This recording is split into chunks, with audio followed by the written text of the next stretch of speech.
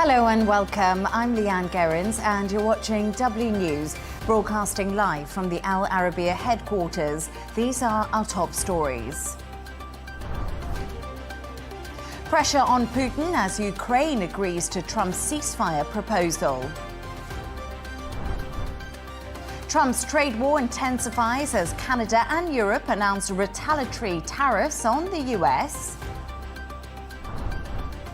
The US joins indirect talks between Israel and Hamas on extending the fragile ceasefire in Gaza.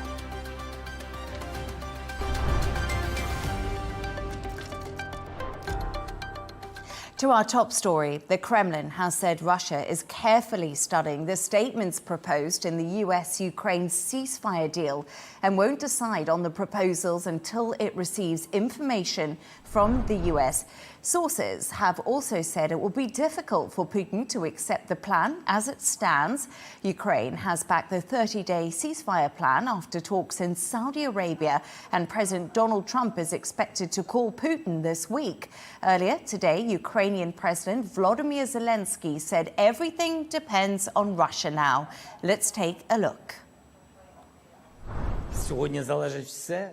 Today, everything depends on the fact whether Russia wants a ceasefire or to continue killing people. Today, it fully depends on this country. The United States of America demonstrated its steps and position. Ukraine demonstrated and outlined its position in a very direct way, without any reservations, and Russia will have to answer to that. One may see different results achieved in Saudi Arabia. One saw restoration of aid as the main result. Another saw first steps towards the end of the war as the main result. I believe that the meeting itself in Saudi Arabia ruined Russian plans to escalate relations between Ukraine and the United States. On the contrary, there is de-escalation.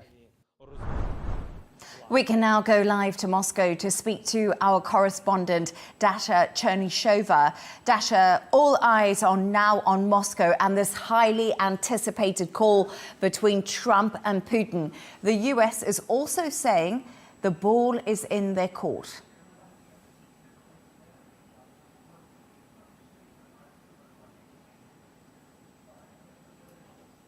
That's right. The Kremlin has confirmed that Moscow is waiting to be briefed by the American side on the results and the positions of what has been discussed between the Ukrainian delegation and the American delegation in Saudi Arabia. And Moscow will be closely studying and examining those proposals. When it comes to the potential ceasefire in Ukraine, the Kremlin said we should not be getting ahead before Russia conducts this examination. And also the Russian officials insist that there will be the meeting between the Russian and American representatives that has been confirmed. The Kremlin has said indeed that will be taking place in the matter of days, and also noted that it is possible that President Vladimir Putin and the US President Donald Trump will arrange a phone conversation to have a more detailed exchange of views on this current situation. This phone call could be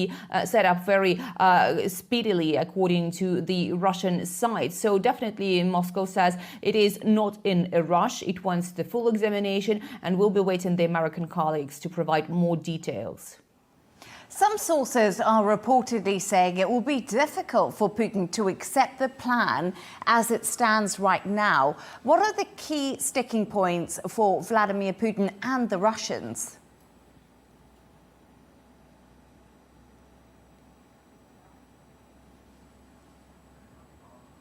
Well, Vladimir Putin has long ago said that Russia will not be accepting any temporary solutions to the conflict in Ukraine, and ceasefire is not acceptable unless it is part of the permanent deal on Ukraine settlement.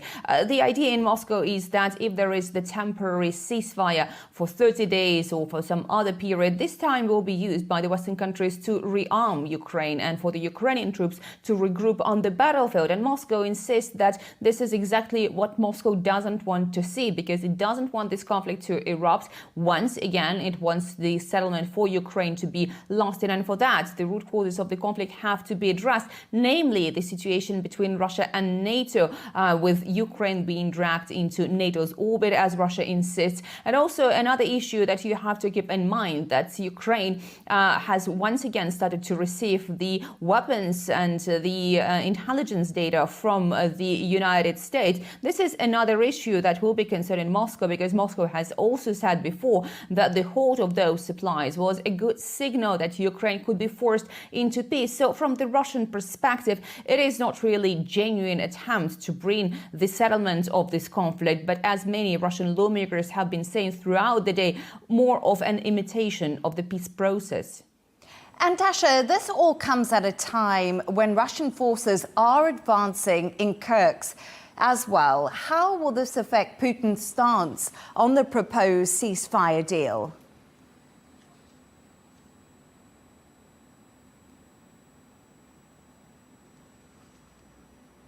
Well, certainly the advance of the Russian troops in the Kursk region is good news for the Russian side. We've heard the Russian MOD confirming 5 more settlements have been taken by the Russians under their control, liberated from the Ukrainian side. Ukraine held under its control large swaths of Russia's Kursk region. That incursion began last August, and many were saying that that was Ukraine's best card when it comes to the possible negotiations. Now we are hearing that the Russian troops have managed also to start squeezing the Ukrainians out from the city of Sudzha, the key center there, the city between the two countries. And definitely that means that the Ukrainian troops are encircled there, and that it is just the matter of time and short period of time when Russia fully regains control over its territory. So certainly the situation there is going to impact any sort of negotiations. But one way or another, Moscow has been holding the upper hand on the entire front line, making gains in Donbas, making gains in Kursk. And many political analysts have been saying, why would Russia agree to something that is unacceptable for Moscow while it has the upper hand on the battlefield? Shortly after Ukraine agreed to the proposal, the US agreed to resume military aid and intelligence sharing. You mentioned that earlier with Ukraine. What does Trump need to do now to get Russia to agree to this ceasefire? Some are saying that Trump is trying to call Vladimir Putin's bluff.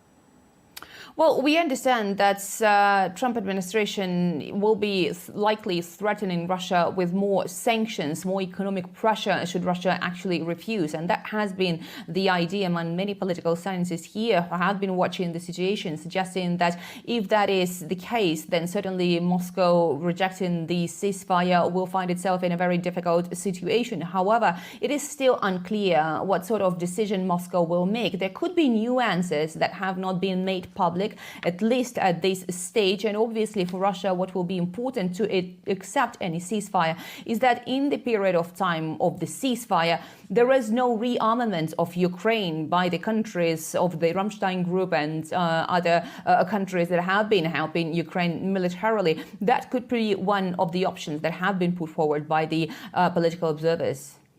Dasha Chernyshova in Moscow, thank you for joining me.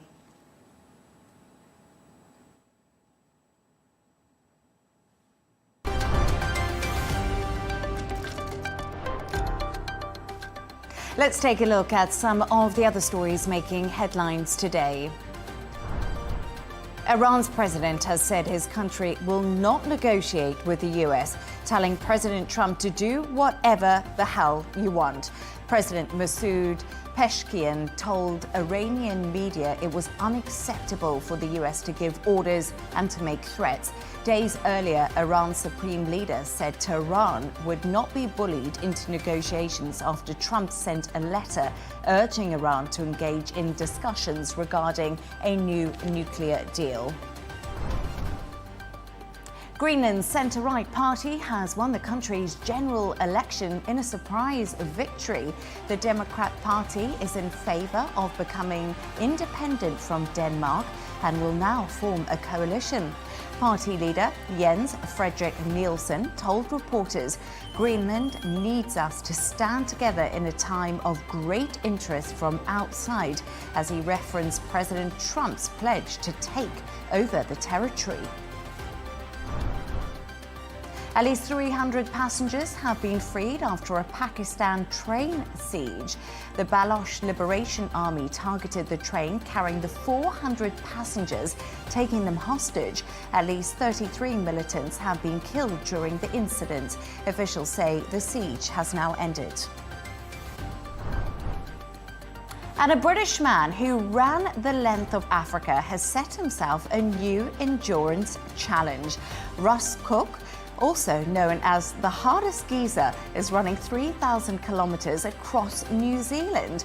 The 27-year-old has started at Stirling Point in Bluff and will run for 60 days, finishing at Cape Renija in Northland.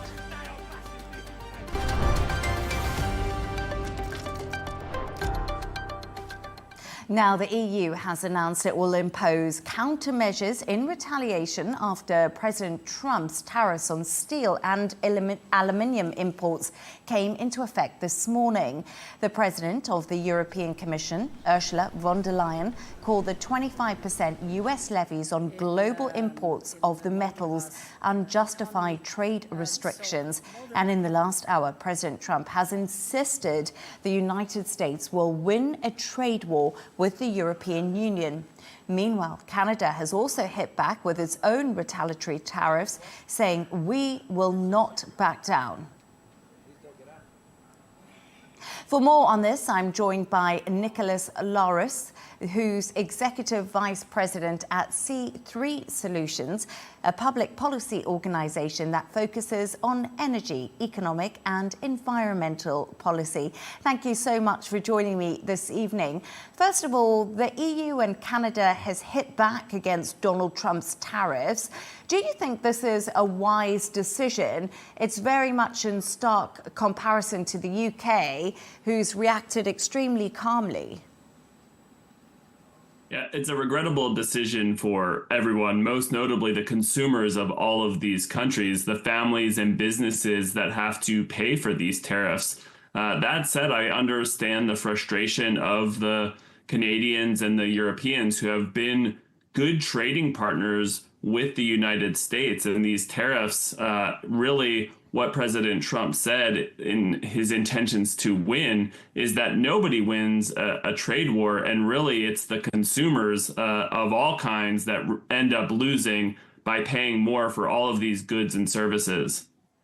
Yes, absolutely. And like you say there, Trump standing absolutely defiant, saying that he will win the trade war. It's a brighter day for stock markets after the trade tariff tantrums of recent days. Why are investors turning so cautious when it comes to Trump's tariffs? Because he spoke extensively about implementing tariffs in the election campaign. Yeah, that's right. I think based on what we've seen before from the Trump administration in the first term is that he would often use tariffs as a threat to get something he wanted on another policy, whether it be on immigration reform or on things like keeping fentanyl out of the United States. And these were really kind of thinly veiled threats, knowing that there may be some sort of action from these trading partners, and therefore the tariffs would not be implemented. He is taking a much different approach this time, in which these tariffs are going into effect and the markets are responding. And I think they'll continue to respond the longer these tariffs are enacted, given the fact that the prices and the amount of goods, we're talking about tens of billions of dollars worth of industrial goods that these tariffs are hitting, that's going to take a serious toll on the economic growth of the world. Do you think Donald Trump will reverse these tariffs? As we know, he's a keen watcher of the stock markets. You're just talking about that. Could this be something that changes his mind? I think that's something that they're discussing right now. He doesn't like to lose, obviously, and he likes to claim victory even when there may not have actually been a victory. So there have been some in his administration who are saying that this is just some of the short-term pain for the intended purposes of the tariffs. I strongly disagree with that. I think the more the tariffs in place, the longer they're in place, the more economic harm that's going to be imposed on America and our allies. And so there may be a scenario in which the economic pain gets so bad that he claims victory, even if there's not much victory to claim. Yes, that's interesting, because he obviously says there'll be short-term pain, and he has signposted that. Right now in the US and the allies, Donald Trump was elected on the fact that he could make America great again, elected on the fact that the economy would bounce back. What do you think this will do for his popularity, and how are people feeling this in their pockets? Yeah, his popularity is at a low when it comes to approval ratings for the economy in both the first term and the second term. And so American families are paying attention to this. You know, he was elected largely on the promise that he was going to tame inflation, bring down the cost of food, of energy, of all of the things that are hitting American families' pocketbooks. And it's quickly demonstrating that this tariff idea and implementation is not the way to do so. It really cuts against much of his other agenda, which is to have energy dominance, to make America a hub of manufacturing and industrial growth. And if this persists, you know, he is going to have a difficult time gaining the confidence of the American people to handle the economy. I think a wiser course would be really to get rid of these tariffs, particularly with our allied partners in Europe and Canada and Mexico, and focus on a pro-growth tax policy that I think really can help bolster his agenda for economic well-being for families and businesses. And finally, shares in Tesla are absolutely tanking, and we've seen Trump basically go all out to support the brand. You know, we've got pictures right now on the White House lawn, and there's a whole variety of Teslas there, and he's saying, I'm going to buy one, and he's really supporting Elon Musk. What do you make of all of this? Yeah, it's an interesting way to go about things, to say the least. And I talk about this with my friends and family all the time. I think folks on both the left and the right agree that we could all have more efficiency within the federal government, that we could find areas to slim down and trim the government, and that we need to address our federal debt. But the way that Elon Musk and the Doge team is going about it is not very popular, as indicated with what's happening with the Tesla stock. So I think this would be, you know, nothing more than a short-lived gimmick by the Trump administration to try to bolster any type of popularity with Tesla. But if this attack on kind of the government bloat is done so in such a reckless manner by Doge, I fear that it's more trouble for Tesla's stock moving forward. Nicholas Loris, Executive Vice President at C3 Solutions. It was great to have you on. I appreciate your insights. Thank you. Thank you so much.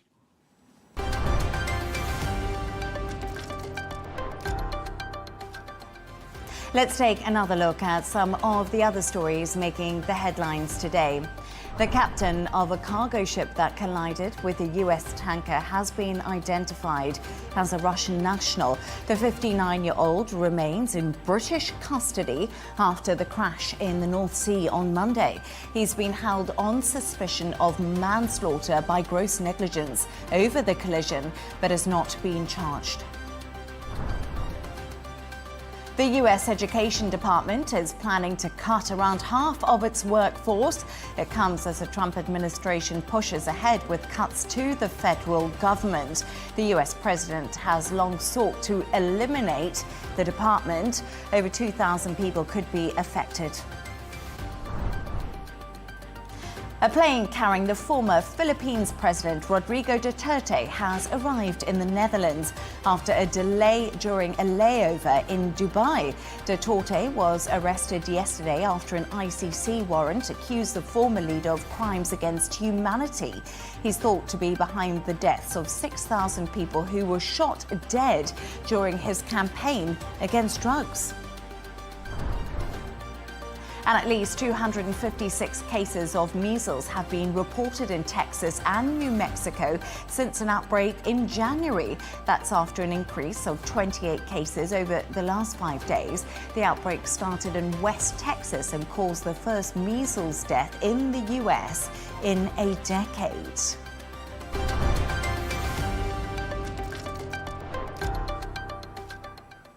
Now, the disgraced movie mogul Harvey Weinstein is due to appear in court later today. The 72-year-old's retrial begins in Manhattan next month, nearly a year after New York's highest court overturned his 2020 conviction on rape and sexual assault charges. Today, a judge is expected to issue rulings on a variety of points in the case, including the scope of accuser testimony and potential expert witnesses. Sarah Firth has more on this story. It was the visual that captured the fall of a once lauded movie mogul, now convicted rapist, frail and sick and reviled by many. It was in stark contrast to the glamour and smiles of the man who would go on to be convicted in 2020 of rape and sexual assault charges. Today, he's expected in a Manhattan court ahead of his retrial next month.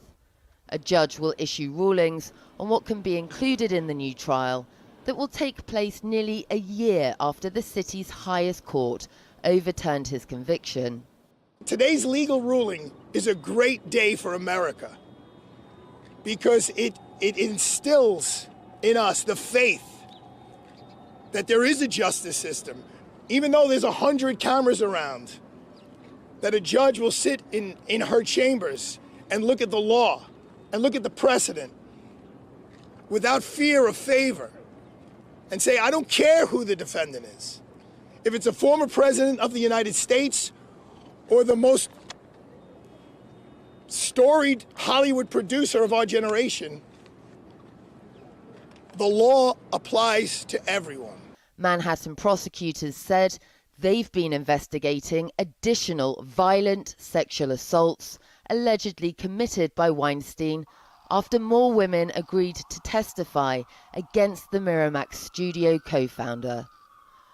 Weinstein denies ever having non-consensual sexual encounters with anyone.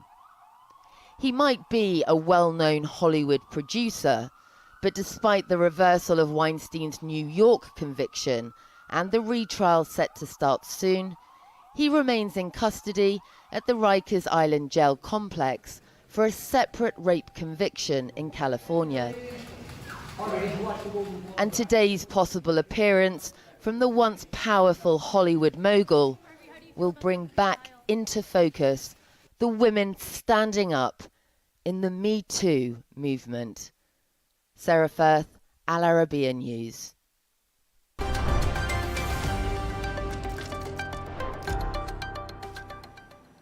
U.S. Special Envoy to the Middle East, Steve Witkoff, has arrived in Qatar to discuss the next stage of the Gaza ceasefire. He's expected to meet the Qatari Prime Minister today and propose a deal which would include a 2-month extension of the ceasefire as well as the return of 10 hostages. The talks in Doha comes 2 days after an Israeli strike killed 8 Palestinians in Gaza, including a child. For more on this, I'm joined by former Israeli government spokesperson Elon Levy, who is in Tel Aviv for us. Elon, thank you so much for joining me. Let's just start with those talks in Qatar. What is Netanyahu actually hoping for in phase 2 of the ceasefire? And will there even be a phase 2 that includes a full withdrawal of Israeli forces or just an extension of phase 1? Let's start with the fact that Hamas must release the hostages immediately and unconditionally.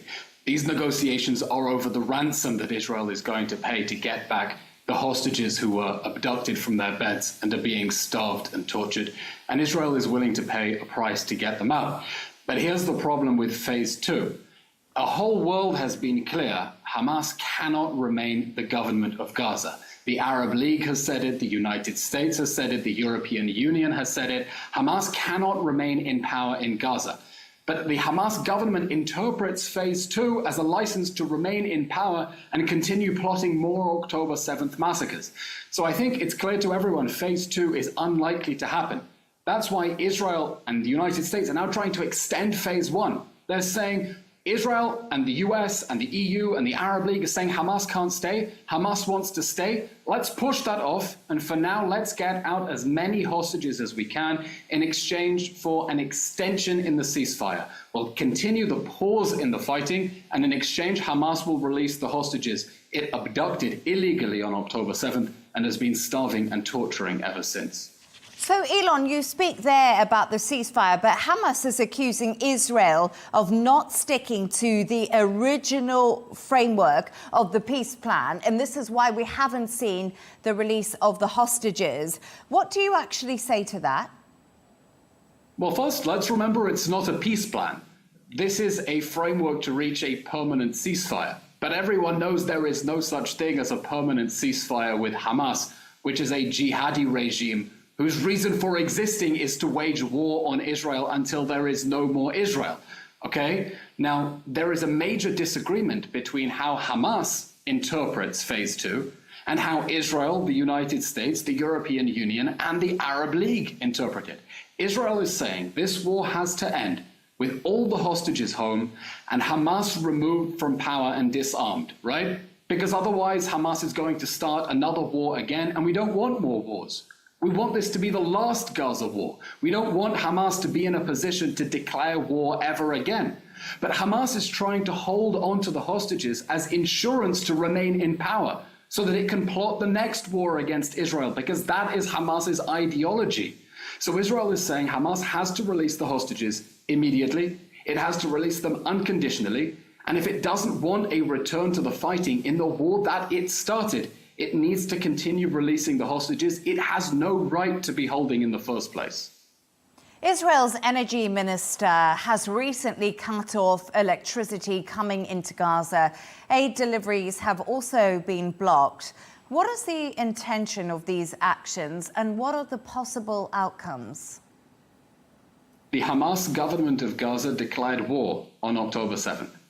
The Hamas government of Gaza is refusing to surrender, and the Hamas government of Gaza is starving hostages it abducted from their beds over 500 days ago.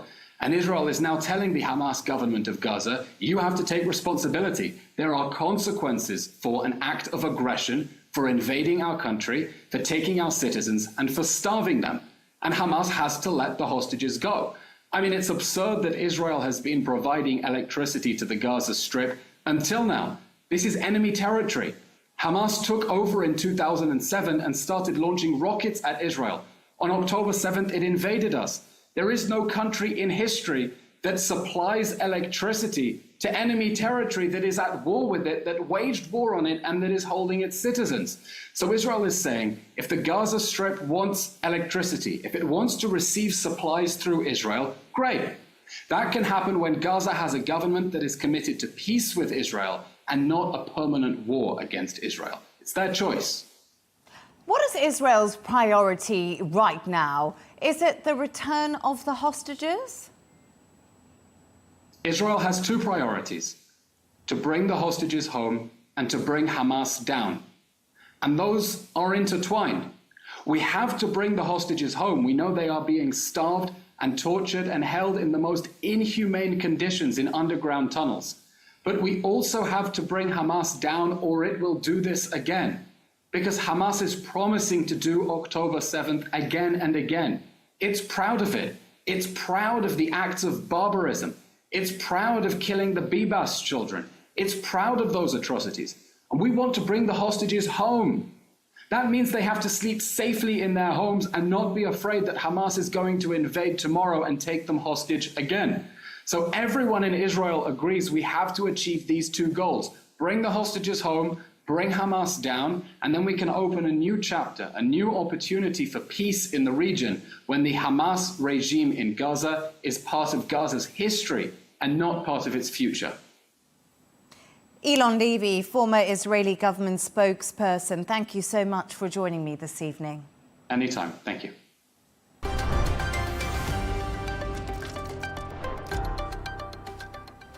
Let's take a look at the top business news. Stocks rose in early European trading on Wednesday, and the euro held near a 5-month high. That was helped by news that Ukraine would support a US proposal for a 30-day ceasefire, but fears around America's tariff plans keep traders cautious. On Tuesday, markets were left scrambling on Wall Street after President Trump threatened to double steel and aluminium tariffs on Canada to 50%. He then reversed course. Porsche is warning that lower sales, high costs and trade concerns would hurt this year's earnings, even before a possible hike in US tariffs on EU imports. The car maker is assessing how to pass possible American tariffs on to consumers, implying vehicle prices could rise. Like its parent company Volkswagen, Porsche is in the midst of a cost-cutting drive, shrinking its workforce by nearly 4,000 jobs and planning even further cuts. Turning to sports news now, when Paris Saint-Germain defeated Liverpool in a penalty shootout in Barcelona, Bayern Munich and Inter Milan in the quarter-finals of the Champions League. PSG beat Liverpool 1-0 on Tuesday night to level the aggregate score at 1-1. Ukrainian tennis player Elina Svitolina says she has received love and support from the US public during her return to Indian Wells last 8. Ukrainian President Volodymyr Zelensky clashed with his US counterpart Donald Trump in a heated exchange at the White House last month. The countries have since resumed talks, and Ukraine is ready to accept an immediate 30-day ceasefire with Russia, which was proposed by the US.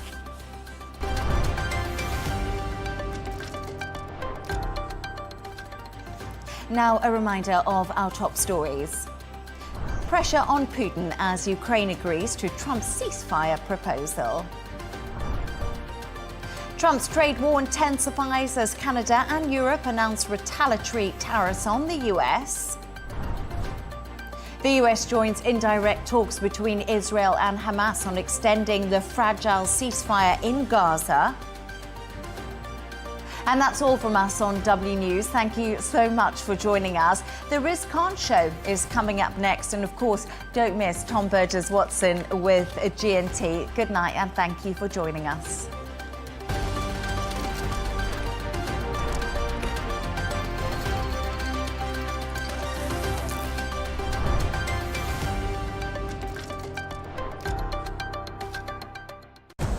Arabiya News, we go beyond the headlines. From the latest breaking news to in-depth coverage of global events.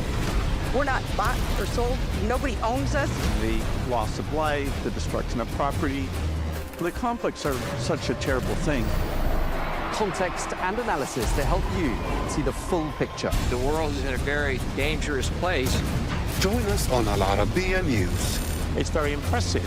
Where knowledge meets perspective.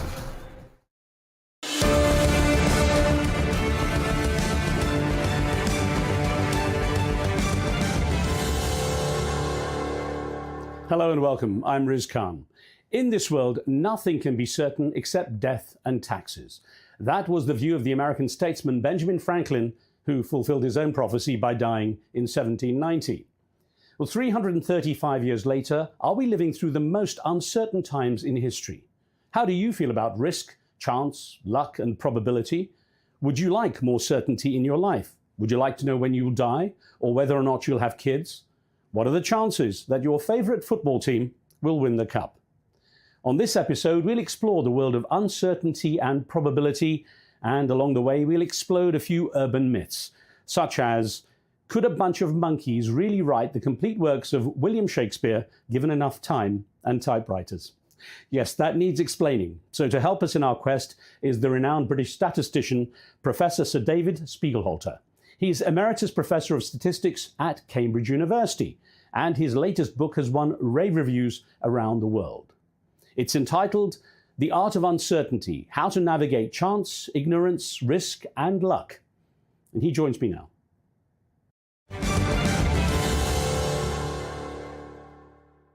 So it might be easy to assume that people would like to have certainty. And I guess that the question is, what sort of relationship do humans in general have with certainty and uncertainty? Well, people claim they would like to be certain about things, but actually, if you're at all realistic, you realize you can never be certain about very much at all. We don't know what's going to happen. We don't know what's going on at the moment. We often don't know what's happened in the past. And that's just part of being human. And I love digging into people with audiences. I like them, and I'll ask them, well, do you want to know what you're going to get for Christmas? Do you want to know how a football match ends when it's been recorded? Do you always just jump to the last, program in a whodunit series? No, people love living with that uncertainty. I also ask people, would you like to know when you're going to die if I could tell you? And then some people do put their hands up, but not that many. Only about 1 in 20 say they'd like to plan for it. Most people just live with the fact that there's so much we don't know. I was going to say the question itself must be quite important, because knowing when you're going to die is much deeper than, for example, what sort of present or the ending of a mystery novel.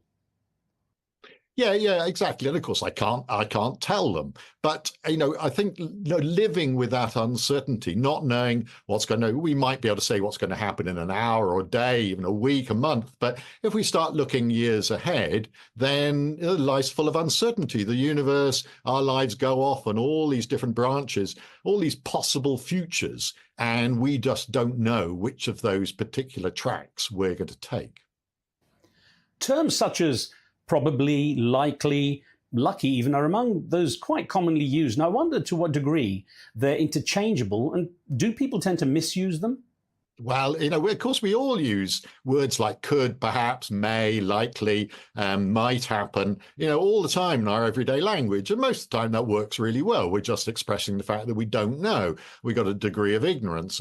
But when it becomes to important decisions, it's really dangerous to just use words because they're so easily misunderstood what these terms might mean. I mean, I take statins, and if I look at my little leaflet, I hear that constipation is a common side effect of statins. And if someone just sort of, people have done experiments, and on average, people would say, oh, that probably means about 1 in 3 people suffer from that. No, actually, it's only 2%. It's only 1 in 40.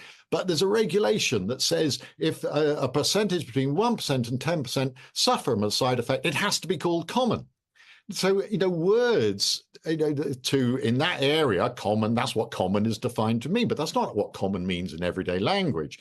So it's really important that words are defined, and words like likely have got a definition in many contexts. I've got a mug here that I got from MI5 when I gave a talk, which reports the official word language to use when you have a probability for an event. So if at MI5 or MI6 or the British intelligence services say an event is likely, it means between 55 and 75% probability.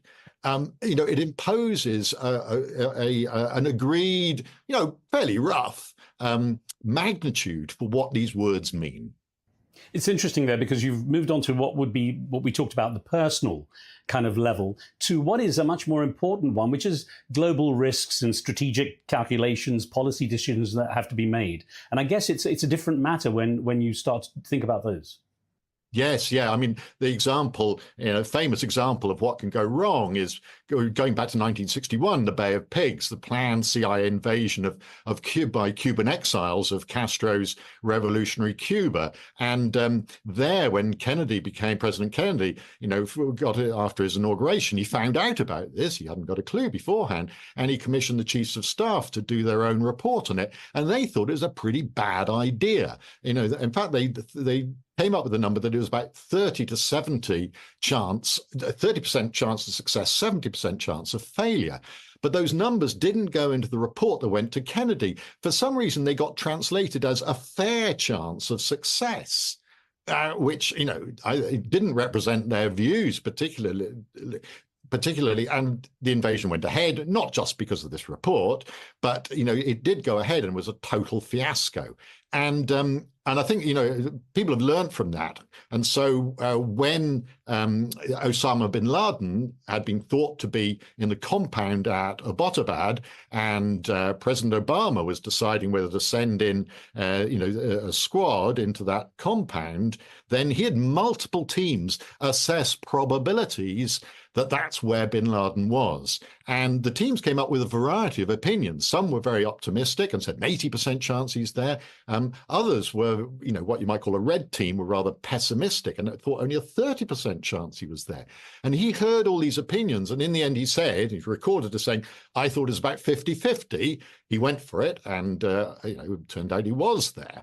But it seems to me that is a massive progress in two ways. First of all, getting rough probabilities on what may be the case, which are judgments, of course. And secondly, and really importantly, getting multiple opinions from different teams, which go straight to the decision maker. It's been argued in some academic papers that maybe those teams should have got together and presented Obama with a single opinion. And I would argue strongly against that the actual decision maker, who actually has to take responsibility, should know when there's variability, essentially disagreement among his advisors. That's actually very interesting, David, because what that suggests is, if they got together beforehand, they might have just concluded something that didn't give that level of risk or probability a real chance to be considered. Yes, I mean, and they might have given a probability, but they don't, in a sense, give the uncertainty about that probability, because uncertainty can arise from personal ignorance. But also, when you're an observer, when you're a decision maker, uncertainty is also driven by the variation in opinion, essentially disagreement. It changes your uncertainty, and it's his uncertainty that was important. If governments and major organizations are now starting to perhaps dedicate some resources to looking ahead to any kind of strategic decision making, I wonder if you think NASA might, for example, have people to assess the kind of risks, or what might be involved in landing a human on Mars, perhaps even if Elon Musk, if he gets up there, is going to actually meet a Martian. Yeah, the first, yes. There will be risk analyses going on all the time about space. I was going to call them adventures, but projects, shall we say. People are always doing risk analysis, what's called probabilistic risk analysis, where you try to look at what might go wrong and try to put that together into some sort of statistical model and come out with some sort of rough probability of each chance of failure. And sometimes those analyses are not very good, but people have had a lot of experience of doing that. I'm not sure about the Martians. I'm not sure whether they would even bother with that.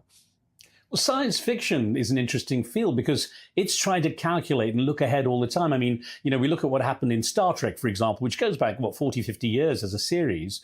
And some of the things that we see there, I guess back then we were wondering, is there a probability of this ever happening?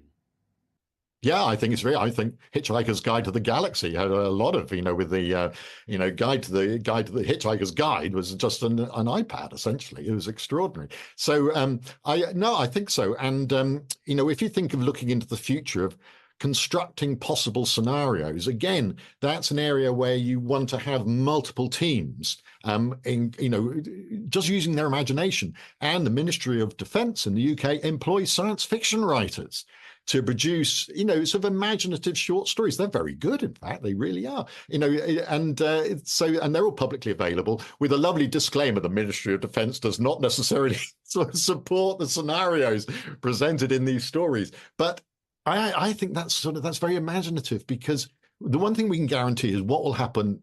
We haven't thought of what's going to happen. It's being surprised all the time, and we should try not to be surprised. People call it sort of de-blackening, so black swans, those unexpected things that afterwards we have a good explanation for. We're not surprised by those things. So I think we could all do with some de-blackening.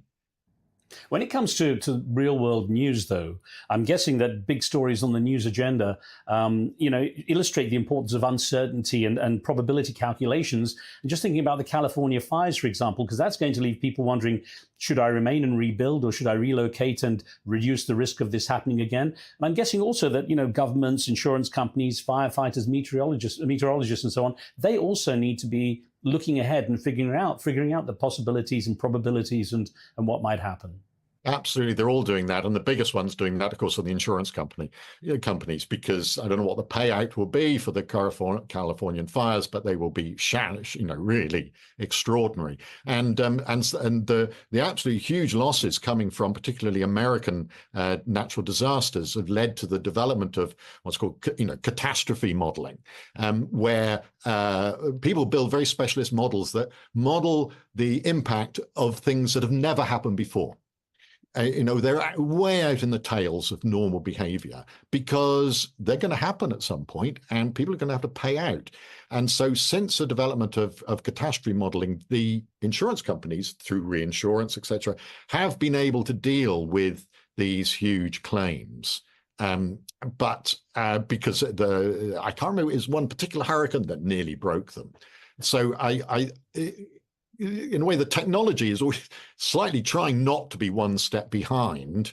And of course, we can never, be precise about this. We can only produce some probabilities. And we're working in the tails of the distribution, as I said, which have never been observed. And yet we can still try to get some handle on them. How much, as humans, how much can we or should we tolerate risk, and to what degree? Oh, that's really tricky. I think you'd have to separate the personal from the societal. From a personal level, we all have our risk appetite and our degree of risk aversion. And people have shown that varies between people. And even within a person, somebody might be very sort of bold and even risk-taking physically in terms of taking part in high-risk activities, and yet be very cautious about their investments and their money and things like that. I've known people like that. So I think it's not a simple answer at the individual level. We all have our risk appetites, and we all have our level of boldness and caution. At a societal level, that's when, in a way, decisions are being made on all our behalves. And at that point, I think that, an analysis is required, but also perhaps a degree of precaution in the face of what you might call, well, essentially unknown unknowns. Rumsfeld's old idea, which I think is a extremely good summary of the situation we're in when we're facing really possibly catastrophic events. And then, because society then is building a sort of insurance for the entire society in terms of, how high to build the flood defenses, and so on, where to allow houses to be built, et cetera, what protections to put in for the whole of society. And then, because the blame that is then, if something does happen, the blame that can occur from the public means that usually there's quite a strong degree of caution built in. Take train disasters. A huge amount of money is spent to prevent train disasters. Now, I think nobody's been killed in a train accident in the UK for about 10 years, I think. They're incredibly safe to travel on a train in the UK. And yet still, if you ask the public, they'd like to spend more money on automatic braking systems and so on, which puts the sort of marginal value of saving a human life up to, absolutely stratospheric levels. And it's just not worth doing it. So at some point, society has to decide, well, we've put in enough precaution. We're not going to do any more. And actually in the UK, they decided not to institute even further safety measures on the railways because it just wasn't worth it. I can see how the concept of risk becomes a very complicated thing. For example, you could say that someone who has a lot of money isn't taking a huge risk if they're investing a certain amount of money into a project or into a fund or something, whereas someone with less is risking far more. But it comes down to emotions too. So there are many wealthy people, for example, who wouldn't risk investing no matter how much they could afford to lose, just simply because of their emotional connection to the money or whatever their wealth or whatever it is. So I wonder, how much do human emotions factor in how humans assess the risk versus reward?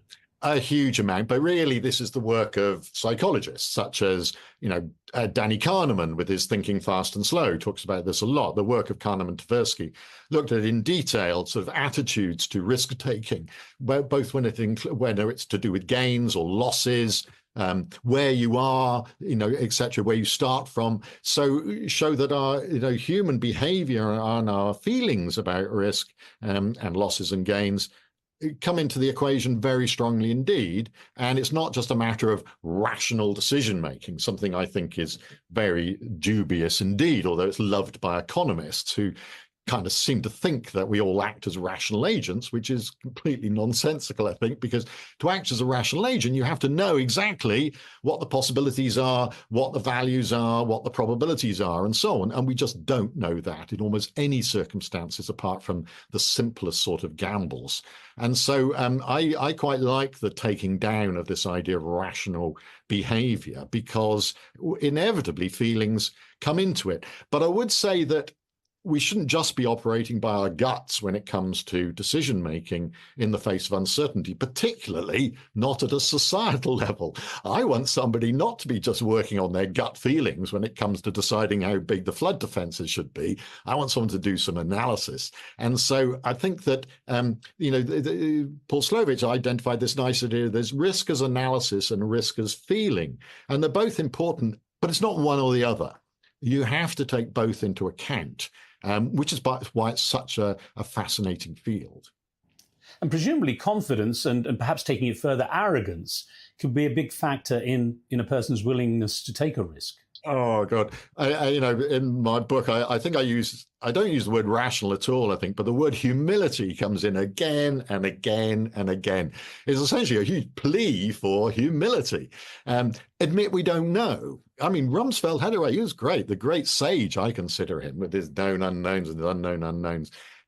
He should have talked about the unknown knowns, which I think are an interesting area, which he didn't discuss. So I think to acknowledge the limitations of our understanding is the very first step we have to take. We have to have that humility, and we should expect that humility from our great leaders, and we don't see it. I mean, politicians are absolutely hopeless at admitting their uncertainty. Maybe they just feel they have to be absolutely confident that what we're doing is the absolutely right thing. And of course, what it does is then leave them when circumstances change or they learn more, they're stuck. It happened in COVID that, they made decisions that even just a few weeks later were found to be wrong, but they couldn't change because they were stuck with them, because they couldn't admit the provisionality of what they decided. So my huge hero is this guy, John Krebs, Lord Krebs, who was head of the Food Standards Agency in the UK. And there was disaster after disaster he had to deal with, foot and mouth and mad cow and scrapie, absolute shambles. And he developed, because of that, an absolute playbook for talking to the public in these crises. And he reduced it to 5 points, which I list all the time, and I watch whether people are doing them. First thing is to say what you know, be really clear about what we're confident about, then immediately say what you don't know, or the unknowns, current things you're unknown. Then you say what you're doing to find out, the research you're doing, the experiments you're doing to find out. Then you say what people can do in the meantime, which may be precautionary. Just to be on the safe side, you might not want to buy lamb or something like that. We don't think there's a high risk, but you might not want to. But the crucial fifth step, the one that politicians find impossible to do, is to say, and this is all provisional, we will come back to you and our advice will change as we learn more. So don't be surprised when our advice changes, because we are steadily learning. And at the beginning of COVID, I watched for that. And actually the, chief medical officer was pretty good at it. Politicians were hopeless. And you even wrote a book about COVID and the statistical element of it.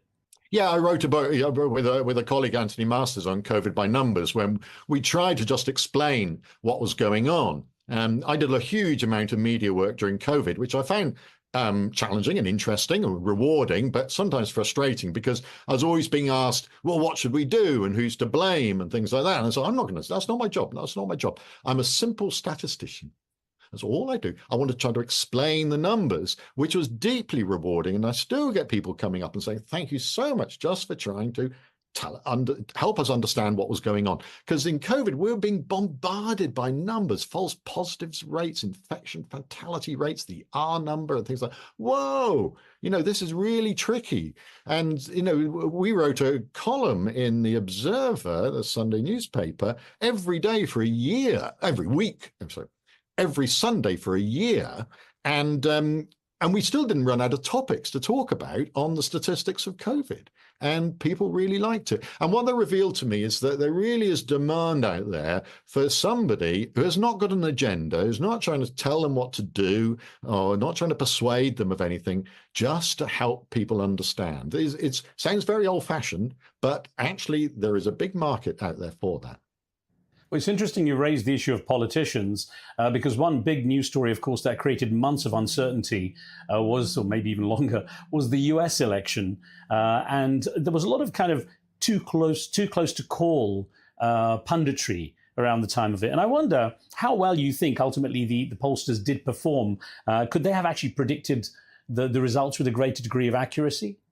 They didn't do very well, to be honest. Both Nate Silver and 538, I'll look back at their final projections, and they were both too close to call. They actually, do the modeling, I think, in a sensible way, is that they build they use polls and lots of other information, and they build a big simulation model, and they simulate, Nate Silver simulate 80,000 possible futures, 538 simulates 1,000 possible futures, taking into account all the uncertainties, and you get this distribution. For example, 538 published theirs, distribution of the split in the electoral college, which was almost bam down the middle, with almost just pretty well half on Trump's side and half on Harris's side. Now, Trump actually had a majority of 86 in the final in the electoral college, which was in the distribution, but it was pretty way out in the tails. It's about a 20% chance of getting a difference that big. So you could say that they gave a 20% probability to what happened, or something even more extreme than what happened, which is not great, to be honest. Not great at all. I wonder, is an admission of doubt, such as saying it's too close to call, actually a strength rather than a weakness when it comes to probability, because it indicates the limitations of predictive calculations? Yes, but actually to say too close to call is saying you're really confident it's around 50%. Now, that's quite a strong statement. And they shouldn't have been so confident it was near 50%. Actually, they were. The problem is you're talking almost about uncertainty about uncertainty. You're uncertain about the probability of him winning. And that's very confusing to report. Now, on average, it was 50%, but there's actually a lot of uncertainty about it. So I didn't think they did too well. It's good at least they're reporting a probability rather than saying who's going to win, which is nonsensical. But I think when you're reporting probabilities, what it made me realize is that they're enormously dependent on the assumptions that you're making, on the data sources that you're using. I should have looked at what the betting markets were doing beforehand, because I tend to look at the betting exchanges, which is a sort of wisdom of crowds almost, to see what was going on. And I'm not sure what they were saying, as opposed to this analytic approach. And that brings me to another important aspect of forecasting, and that's communication. And I wonder how important it is to communicate a prediction in the right way, meaning how important is the context and indicating the chances of being wrong. For example, some climate experts believe it's better not to predict. Yeah, I do. I feel quite strongly about this, that what I put it under the label is trustworthy communication. I think expressing overconfidence or certainty about something which you're not certain about, or that you may be personally certain, but it's not reasonable to be so certain about. I think it's really dangerous. And it may work to, you may be wanting to, arouse support, to, make people, well, actually, to sort of scare people, to get people anxious about something. But I think it can backfire, and I just don't think it's trustworthy. And there have been a number of examples in climate and other areas where exaggerated statements have been made and then have had to be retracted. And I think this does not help the trustworthiness of the science. And, it's something I feel very strongly about, that the scientists will say, oh, well, why don't people trust us? We want to be trusted. We should be trusted. Why don't people trust us? And I follow this philosopher, Honora O'Neill, who's a philosopher of Kant, duty ethics and all that stuff. Not that I've ever read a word of Kant, but never mind, I can quote 2 words. And she says very strongly that's the wrong question, is to say, how can we get people to trust us? The right question is, how can we demonstrate trustworthiness? In other words, the onus is upon us, the experts, to demonstrate it, deserve that trust. Whether this is essentially a duty ethics thing, not just a utilitarian area of trying to make people trust us. It's an absolute duty, an end in itself, to be trustworthy. I strongly believe that. And also from a utilitarian point of view, that if you're not, it's going to backfire. It will backfire. There is in trustworthiness, of course, there's both sides, the receiver and the giver. And I wonder where gullibility fits in all of this. Yeah, exactly. Well, you do get people who seem to believe, extraordinary things. And that's often because they feel part of a group, a sort of tribe that thinks in a certain way and reinforces each other's impressions by having, groups that communicate with each other. There's bubbles. So, I don't like sort of disparaging people as being gullible or not being very sensible, because we're all gullible to some extent, where we all believe some things that possibly many people wouldn't. But I do think that for the communicator, by being trustworthy, we found that people who are skeptical, actually, it increases their trust if you are trustworthy to them. So the very people who don't believe what you're saying will tend to believe you more if you are trustworthy. You might think, oh, they're dark, you might want to just dismiss them as being gullible people who don't believe in whatever it is.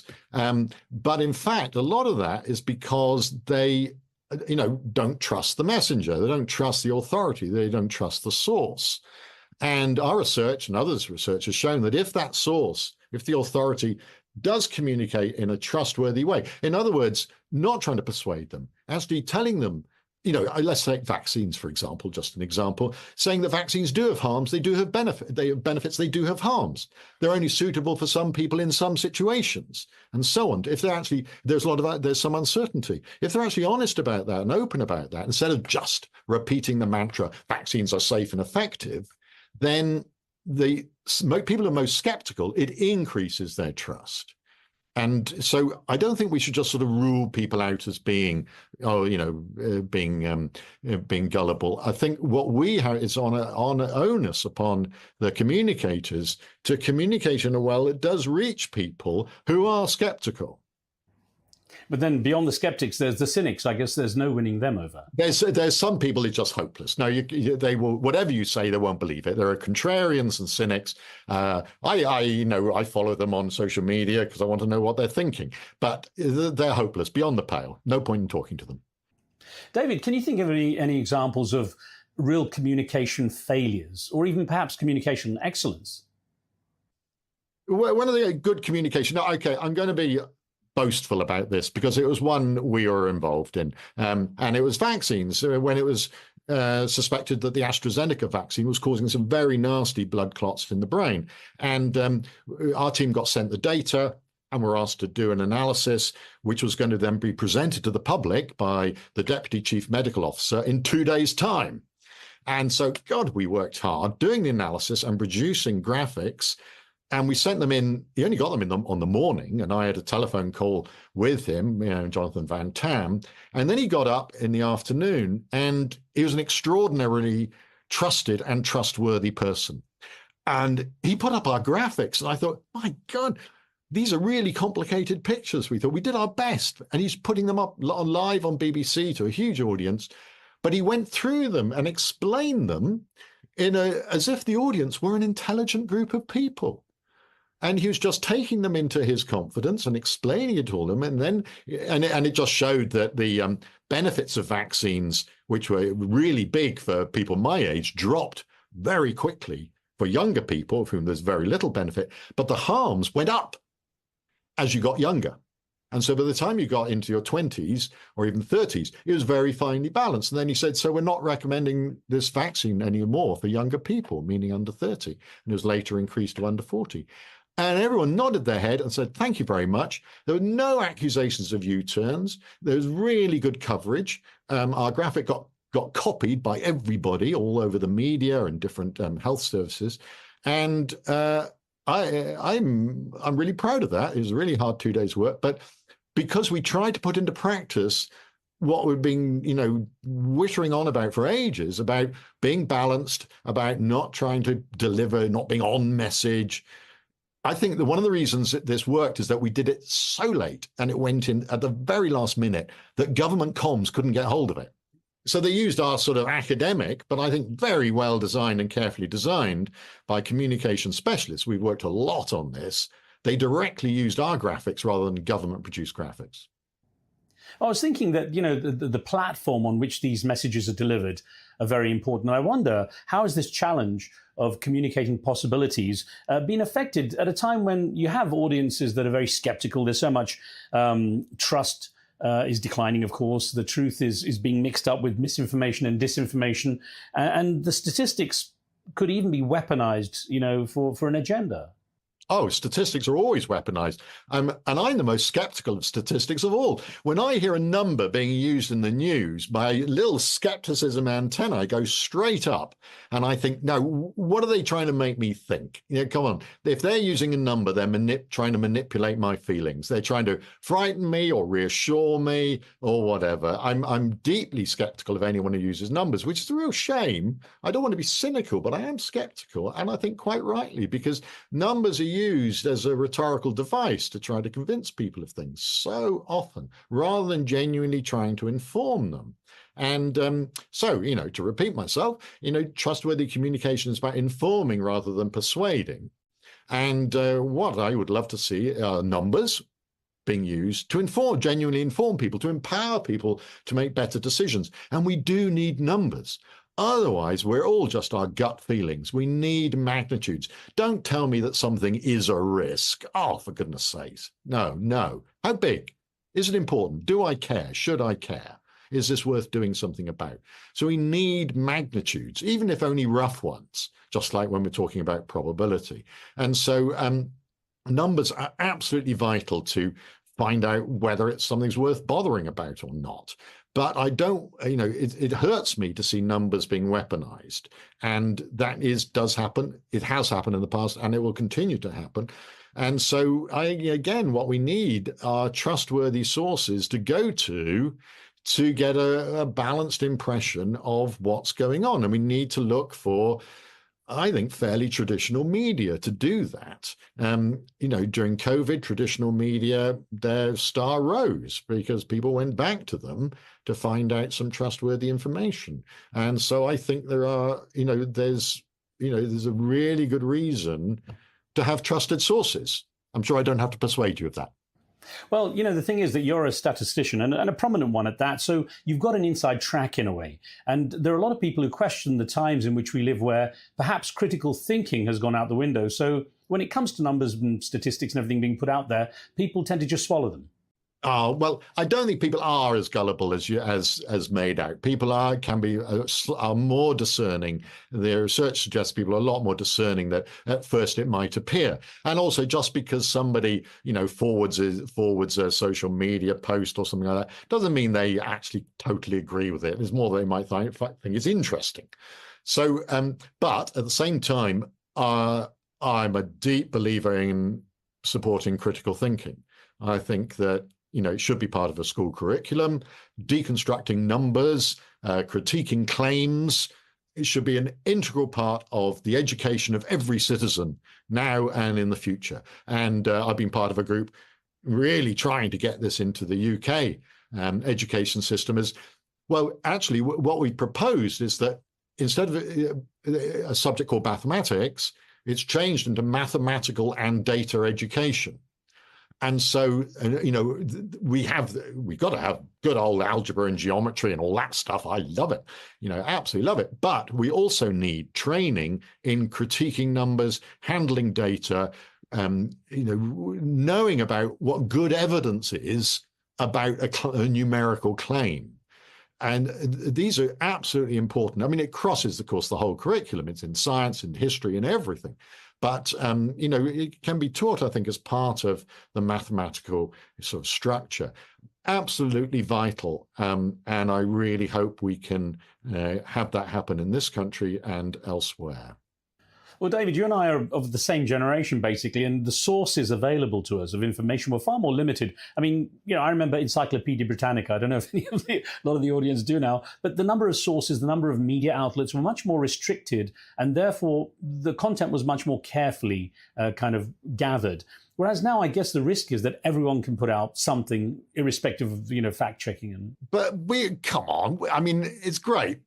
But it just meant we had no choice, essentially. You took it, you went to your encyclopedia, went to a book, went to the library and flipped it, and that was it. That's all we got. Now we've got a multiplicity of sources. But the crucial thing is how to use those multiplicity of sources. And I've seen this being taught really well in Californian high schools in Silicon Valley, where they teach using the internet, using horizontal searching, not vertical searching. So in order to work out the veracity of a claim, you don't stay on that website. You cannot work out from what you're being told on a website how reliable their claims are. You have to search horizontally. In particular, you have to look what other people are saying about that website. You have to open multiple tabs. You have to look at that multiplicity of opinion and judge it. Like Obama judging all his different teams. You have to be that judge. And that's why you have to have those critical skills in order not just to take what you're being told as gospel truth, because we can't do that. I don't think we could ever do that. Considering the stuff I got taught in school about British colonial history. My God. I mean, and that was what I learned about history.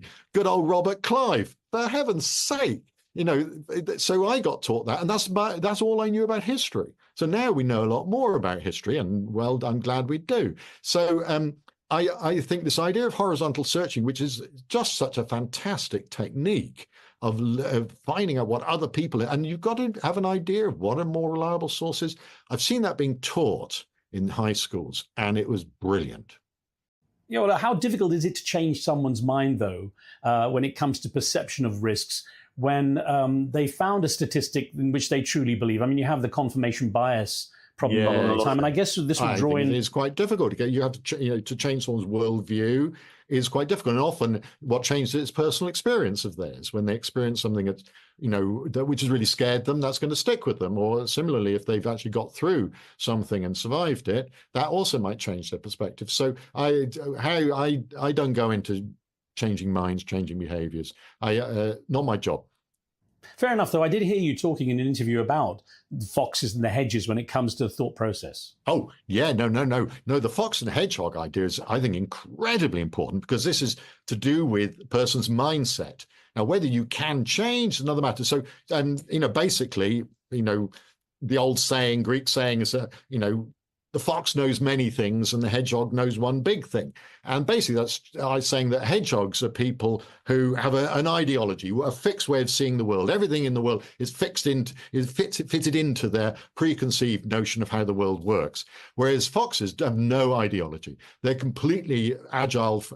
They change their minds when they see new evidence. They don't follow. They're not part of any ism or anything like that. They're not a Marxist. They're not anything like that. And the point is that the research has shown that when it comes to, for example, super forecasters, who are the ones who are very good at putting probabilities on future events, they're foxes. They look at all sources of evidence. They have insight into their own thinking, their own possible confirmation biases, and fight that. And we need more people like that. I'm I'm a hedgehog trying to become a fox, I always feel, but that's I know I think I have slightly of my fixed views, but I'm hoping to become a bit more agile and flexible in my thinking. And it's tricky, but we need more hedgehogs as decision makers, as advisors, and so on, who are not committed to a single way of thinking. We need more foxes who are like that. And unfortunately, politicians tend to be hedgehogs. I wonder to what degree is intuition a valid concept? Where does it fit into all of this? Oh, I think it's very strong indeed, because, and in fact, intuition, in a sense, is Rumsfeld's missing quadrant. Because Rumsfeld talk about there are known knowns, there are known unknowns, and there are unknown unknowns. What he didn't talk about are the unknown knowns. The things we know, but we didn't realize we knew. Those good intuitions, that what's called tacit knowledge sometimes, that actually we know a lot more than we're perhaps conscious of, that we could just actually spout. We may be wrong, but there are. I really love this idea of the unknown knowns, as you can call it intuition, you can call it something else, that we have extraordinary capacity for good, accurate insight that we have no idea where it comes from. And that's to be enormously treasured. Now, we've got to be careful with it because it sort of bubbles up and it may not be appropriate. And I think it's good to kind of check it on other people. But it's imagination, it's intuition, it's stuff which comes, you could call it, folk knowledge maybe, incredibly important as a source of understanding and inspiration. So then, David, what are some of the biggest myths, claims of probability that people assume are true, but have perhaps very little supporting evidence? Oh yeah, well, the standard one I do when I'm doing this on show, in front of an audience is, I take a pack of cards. If I got a pack of cards and I shuffle it up, and then I say, well, to the audience, do you think that this particular hand, this particular shuffle, do you think that's happened before? And people, oh, yeah, of course it has. And I say, no. I'm absolutely confident, as certain as almost as I could be of anything, that nobody in the entire history of humanity has ever had a pack of cards in this order before. And then I shuffle them again, and I say, nobody in the entire history of humanity has ever had the cards in that order before. And nobody believes me. And then I try to persuade them by pointing out that the number of possible shuffles is, well, the first card can be, the first one can be one of 52, and the second one can be one of 51, the third one can be one of 50, and you multiply all those numbers together, and you get a very big number. And I say, well, try it on your calculators, and they'll soon run off the screen, and then your phone will explode because it just can't cope with such a big number. And it's a very big number. It's it's got 67 zeros on it, essentially. It's 10 to the 60, more than 10 to the 67. So it goes on and on and on. It's more than the number of atoms in our galaxy of the number of possible shuffles. When you start comparing probabilities to the number of atoms in the galaxy and so on, there is one that's intriguing. I actually mentioned it in the intro to the show, and that is monkeys typing Shakespeare if they had typewriters. Yeah. No, I once took part in an experiment on that. We had a computer running for about 10 days, generating random letters and spaces. And after 10 days, and just so many million attempts, it came up with 7 letters, which was fitted a quote from Love's Labour's Lost or something like that. And the point is that actually, again, it's something that with a unbelievably small probability of occurring. And actually, people have said, oh, well, if he lasted long enough, it would occur. But actually, our whole solar system is going to be eaten up by the sun by that time. So people have recently come out with the fact that it's never, even if you set them going now, it wouldn't happen, because the most likely thing is that our entire solar system is destroyed before they actually manage to do it, even with supercomputer, even however fast these monkeys were typing. Well, different species, but it gives me a different perspective on Planet of the Apes, I guess. Now, as well as a knighthood, you share something in common with the Oscar-winning film director Sir Peter Jackson. The regiment of his grandfather, William, fought in the First World War alongside J.R.R. Tolkien, the author of Lord of the Rings, and both were injured. And those injuries possibly saved them from subsequent military action that devastated their units. So William Jackson married his nurse. And then decades later, his grandson directed the epic Lord of the Rings movie trilogy. And then your own grandfather comes into this story in some way, I gather. Well, he does, remarkably, in sort of slightly different ways, because my grandfather missed the Battle of Passchendaele because he was ill in 1917 and sent to recuperate in Yorkshire with J.R.R. Tolkien, who was also recuperating. So they knew each other in Yorkshire. And, and my grandfather, in fact, met my grandmother there. Then my grandfather, unlike Tolkien, my grandfather did go back to the front line. He got better. But he missed the Battle of Passchendaele. But by early 1918, he was brigade gas officer on the Ypres salient around Passchendaele, which I think must have been the most dangerous job he could have had. Anyway, he lasted 3 weeks in the job, which I thought was pretty good, because he had to spend the whole time walking around between trenches, inspecting gas facilities. And the Germans would have had all the crossroads and everything sort of targeted with their artillery. And he was often, near miss, lucky to get through and so on in his diary. And then he was blown up.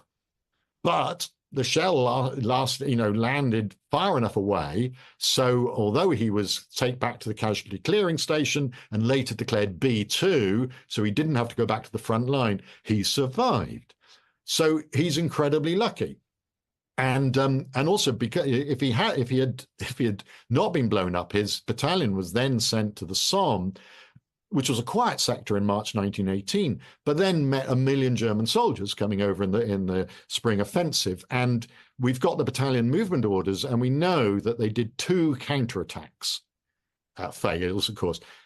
And by then he was a second lieutenant. He had been first up the ladder with his little whistle, and I wouldn't be here. Absolutely no chance he would have survived that.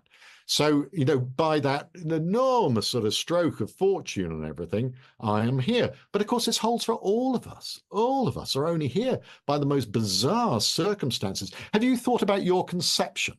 I mean, really, come on, have you thought about it? I have forced myself, and I found out that at the time of my conception, late November 1952, it was a really cold spell in North Devon where they were living in this stone cottage. And it was, record-breaking, low temperatures. So, I suppose they wanted to keep warm, and here I am. But, I could so easily not have been. We're all just here by some absolutely fluke of circumstances. And thinking about this has been very humbling for me. And so, you could say it's called existential luck.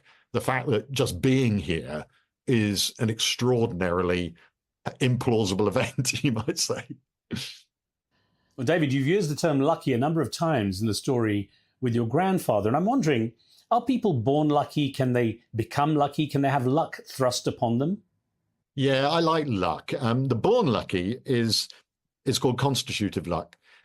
It's probably the most important one, and that's what philosophers have identified. It's who you are born as, what period of history, in what context, what country, and so on. And that is massively important. It is really, changes everything in terms of your life. People underestimate it. They think that if they're successful, I did it through all my own abilities and hard work and things. Well, maybe some, but a lot of it is just who you're born as.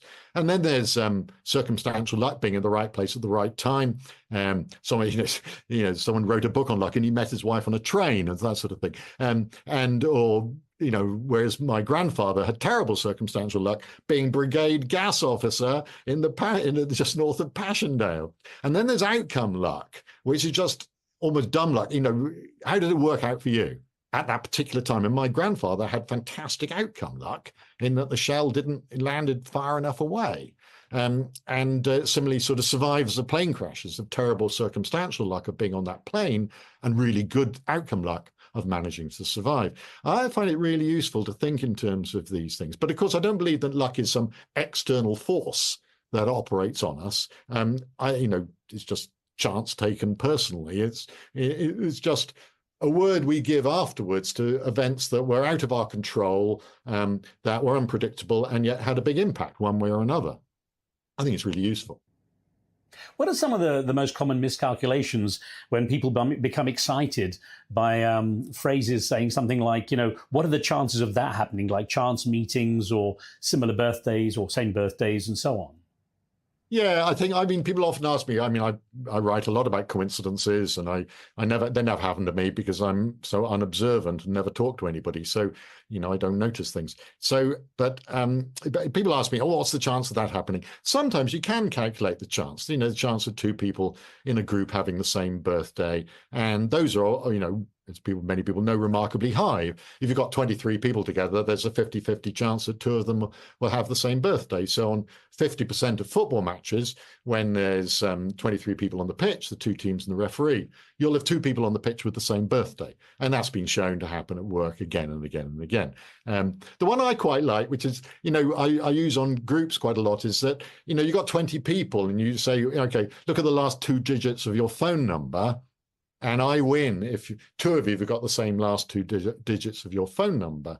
And I know I've got an 87% chance of winning. So nearly 7/8 of the time, I'm going to win. So out of that 20 people, two will have the same last two digits. So it's quite a good way of making money, in fact, if you start putting bets on things like that. I seem to have, at least I feel I seem to have, a lot of coincidences. Bizarre ones, though.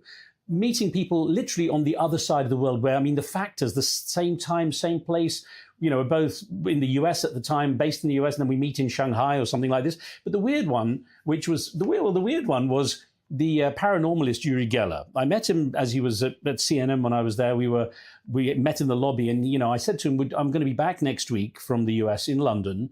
Would you like to be on my show?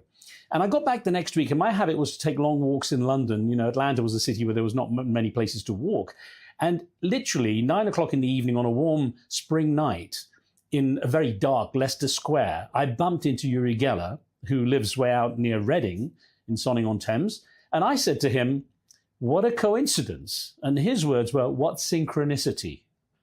Has that ever factored into your calculations? Well, synchronicity is Jung's word for why coincidences happen. And I don't believe there's some external force that causes coincidences to happen. I just believe in that circumstance that, you're two people who may move in these particular circles, and actually your chance of meeting people somewhere else in the world is, will happen because of the circles you move in. I also think that you recognized him. You knew him. I bet there's been a huge number of times that you have been next to the same person in two different parts of the world, and you haven't realized it because you didn't recognize them. So it's not that, you're surprised that coincidence happening.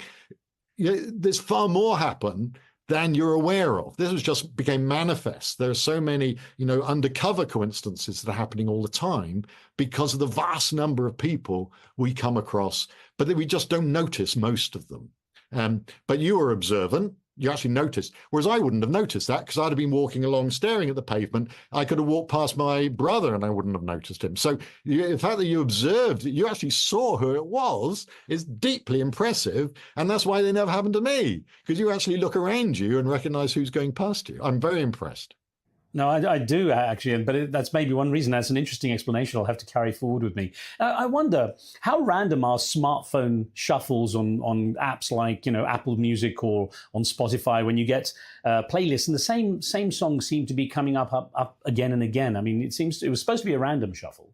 Yeah, the story is that Apple and now Spotify had to change their algorithms because to make them less random. because if they're completely random, then even with a big playlist, you'll get repeats from the same album or even the same song very often. We know that. It's like the matching birthdays. There's so many opportunities for repeats. They'll keep on happening. People say, oh, that's not random. I only just heard that, whatever. So although I don't think they've publicly admitted it, the suggestion is that both the Apple, random, and certainly the Spotify random are not random. They ensure that there's no repeats too quickly. So in order to make something seem random, they made it less random. Because randomness is not even, it clusters, deeply clusters randomness. So if you throw grains of rice up in the air, let them land, they will form in really severe clusters all over the place. They won't be evenly spread over the table. They will be clustered. And that's why people say, oh, there's you do this with cancer cases. Oh, there's a cluster of cancer cases. Well, clusters happen all the time. And you need real statistical knowledge and care to identify when a cluster is really surprising and not just what you would expect by the fact that randomness clusters. Disasters come in threes. It's true. There's obviously a lot more attention paid when money's involved, and I wonder how sports betting companies ensure that the probability of winning is greater, to benefit them rather than the pundits putting the money on the gamble. They've had to raise their game because the algorithms for estimating odds for football matches, horse racing, and so on, about 15 years ago took a real step up. And it was statisticians who worked on those, who then went off to work for the sports betting companies in order to count. So that's what happened. My predecessor as professor of statistics in Cambridge left to join a sports betting company because he was getting so good at it. So it changed from the punters developing the algorithms, who are still trying to develop the algorithms, to the sports betting companies developing better algorithms. So there's been a battle between the algorithms. So now as a punter, I say, actually when people say, oh, I've got this algorithm to try to beat the bookies, I think we are going to find it really difficult because they're very good at it now. They're not just guessing. You're going to find the margin that you might be able to beat them by has dropped enormously. They have really caught on. So setting the odds is no longer a matter of judgment. There's some judgments can still come into it in new circumstances, but generally it is algorithmic. This brings me back around to the subject of AI, and I wonder, do advances in artificial intelligence impact the field of probability? I mean, do they make the world a less or more predictable place? Oh, that's tricky. I'd say less predictable on the whole, because there's a whole new force and technology out there that we just don't know what impact it's going to have. I find there's a lot of unknown unknowns, I think, about what the impact of AI might be and who will control it and so on. And we see that being discussed on a daily basis. So I think less predictable, I would say. The thing I find interesting about it professionally is AI's ability to know its own uncertainty, to know what it doesn't know, and to be able to express that. And it's got better at admitting that it hallucinates about stuff, and it owns up, rather than just putting it at the bottom. It can say, well, this is an area I'm not so sure about. Be wary of hallucinations. So it's got better at putting that in its actual text. But all the time I'm looking, I would love it if it could give a measure of confidence in the statements that it's making when it's making factual claims. A lot of the time it's just I will use it for summarizing information, so bullet pointing, an argument and so on, which is different. But when it's making factual claims, I would love to know how confident it is, because I have to go and check everything it says when it's a factual claim. Well, a final thought, David, then is there any chance of AI taking over your job as a statistician? That's a really good question that statisticians are dealing with. Now, what I go back to is a quote from when a radiologist, reading x-rays, was asked, well, will AI replace radiologists? And he said, no, but it might replace radiologists who don't use AI. And I thought that was a really clear statement. And I think that statisticians, just like everybody else, will need to use AI. for many. I already use it for coding. Don't use it for data analysis yet, but I'm sure I will come to that. So I use it in many other areas of my work. So we've all got to use it. We've got to learn to make it part of our skill set. And if you refuse to, then I think you're going to be left behind. Well, Professor Sir David Spiegelhalter, thank you for being so generous with your time. What a wonderful conversation. That was great. Thank you so much for great questions. Lovely.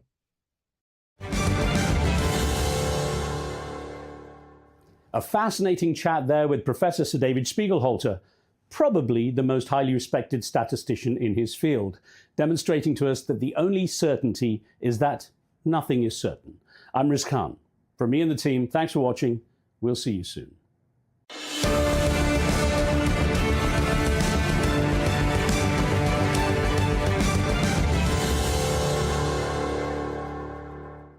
At Arabiya News, we go beyond the headlines. From the latest breaking news to in-depth coverage of global events. We're not bought or sold. Nobody owns us. The loss of life, the destruction of property. The conflicts are such a terrible thing. Context and analysis to help you see the full picture. The world is in a very dangerous place. Join us on Arabiya News, It's very impressive. where knowledge meets perspective.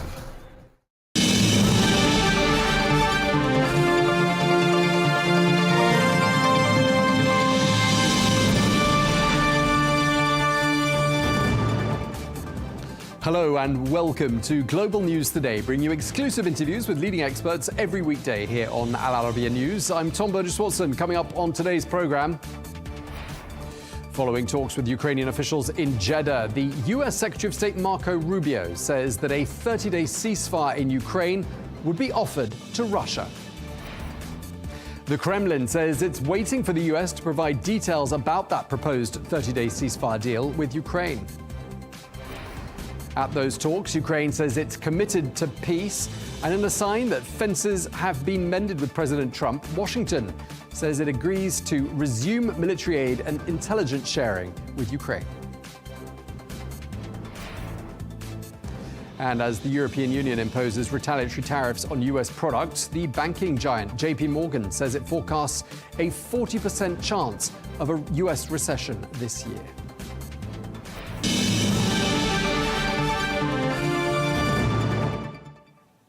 Hello and welcome to the program.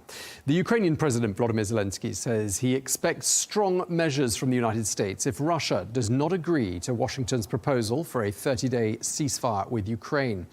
Well, despite having agreed to put the US ceasefire proposal to Moscow, President Zelensky said today that Kyiv had no trust in Russia. Meanwhile, Ukraine says it is willing to discuss security guarantees with its partners after the implementation of the proposed ceasefire. Well, let's get more analysis on those talks in Jeddah. We can speak now to Fred Fleitz, former Chief of Staff of the United States National Security Council under President Trump. Thank you very much indeed for joining us once again on Al Arabiya News. Just want to start by asking you how you think Secretary of State Marco Rubio and the National Security Advisor Mike Waltz got on in Jeddah on Tuesday. Well, it's a pleasure to be here, but I like to first start by thanking the Crown Prince for his leadership and generosity in hosting this important meeting and for acting as an intermediary. We now see Saudi Arabia as a trusted interlocutor for the United States, Russia, and Ukraine. It was frankly hard to find a trusted peacemaker to help with this effort. And, maybe there's a Nobel Prize coming out that Saudi Arabian Crown Prince will be someone who will be getting it or sharing it. I think that this was a very successful meeting. Waltz and Rubio came to Saudi Arabia to try to further repair relations with Ukraine and set the stage for a ceasefire that hopefully will lead to a long-term settlement. Now, there'll be a 30-day ceasefire. Russia accepts. We know from history that short-term ceasefires are often extended for long periods. We saw that with a ceasefire between Yemen and Saudi Arabia a couple of years ago. So I'm very optimistic, but right now the ball is in Russia's court. Okay, so 8 hours of talks in Jeddah on Tuesday. I mean, do you think we are now looking at the beginning of the end of that war in Ukraine? I hope we're at the beginning of the end. A lot of negotiations still have to take place. Russia is looking for details of the agreement. There's going to have to be some pretty sophisticated diplomacy to get Russian President Putin to sign on to this agreement and to abide by it. I think it's a good first step. There's going to be tough negotiations afterwards on how to get a lasting peace. And there's also going to be discussions on how to verify the agreement. Now, the U.S. has proposed European and non-European peacekeepers to be deployed to Ukraine. Will this happen? What states will contribute to such a peacekeeping force? That still has to be worked out. I mean, Ukraine obviously wants security guarantees, and it thought it was going to get them in the form of perhaps NATO membership. As you mentioned, there's that talk of peacekeepers, although Russia said no to peacekeepers from what it deems to be hostile countries. What about this minerals deal, though? I mean, some people we've spoken to on this channel have said that inside that deal is implied a security guarantee, but others have told us they don't think it's adequate. What's your feeling? Well, first of all, NATO membership is not in the cards, and that's not America's decision. There would have to be a unanimous vote of NATO members, and it's going to be blocked by several countries if it is ever put to a vote. There's been talk of security guarantees and some type of military force that would be in Ukraine to enforce an agreement. That will prevent a peace agreement. I know there are European states that want to do that. Russia's not going to agree to have NATO troops in Ukraine to enforce an agreement. I think peacekeepers are a security guarantee. I think they are a way to keep both sides honest and to make sure an agreement is complied with. Now, concerning the minerals deal may be a security guarantee down the road. In the short term, it's not going to have any effect in making sure that both sides agree to comply with a ceasefire or peace agreement, because it will take so long to implement efforts by the U.S. to extract rare earth minerals from Ukraine. But I think long term, it gives the U.S. an economic commitment to Ukraine that will help sustain an agreement. I mean, what's, looking at it from Moscow's perspective, what's Russia's incentive to agree to a ceasefire or even to cede any territory at this particular moment? It looks a lot like they've got the upper hand on the battlefield, and they're even taking back some of the territory in Kursk that Ukraine took hold of in August of last year. I mean, why would Russia, what's in it for Russia? This has been a disastrous war for Russia. It's been more disastrous for Ukraine, but Russia has sunk enormous amounts of money and lost hundreds of thousands of soldiers in this terrible war. Russia could end its isolation, rejoin the international community as a state with a good reputation, rejoin Europe as a European state. There's so many opportunities for Russia if it was to agree to stop this war. And I think what we see here is an opportunity for Putin to take advantage of a small window in time where there is a leader who wants to work with him and give him a deal that's fair as possible. That's Donald Trump. There's not going to be another leader on the world scene anytime soon who will give Putin this opportunity. He can end this war in the best situation possible. I hope he'll take advantage of this opportunity. Yeah, I was going to say, I mean, how do you view the relationship between those two men, who we understand might be due to speak on the telephone quite soon? They might even meet in the not-too-distant future as well. How do you see their relationship helping to bring about an end to this war? You know, Trump's been criticized for not attacking Putin as a war criminal and for his involvement in the war. And that's been deliberate because Trump is a deal maker. He believes that the president of the United States has to have a working relationship with heads of state, of friends and foes, and demonizing Putin is not in America's interest. You and I can do that, but presidents can't do that. Joe Biden made a real mistake doing that, and by not talking to Putin since February 2022. So there's going to be a transactional relationship. We're going to have our differences. We're not going to agree with things Russia has done or will do, but we're going to try to get along with Russia and push it to be a state in good standing with the international community and not a state that continues to drive this vicious war with Ukraine.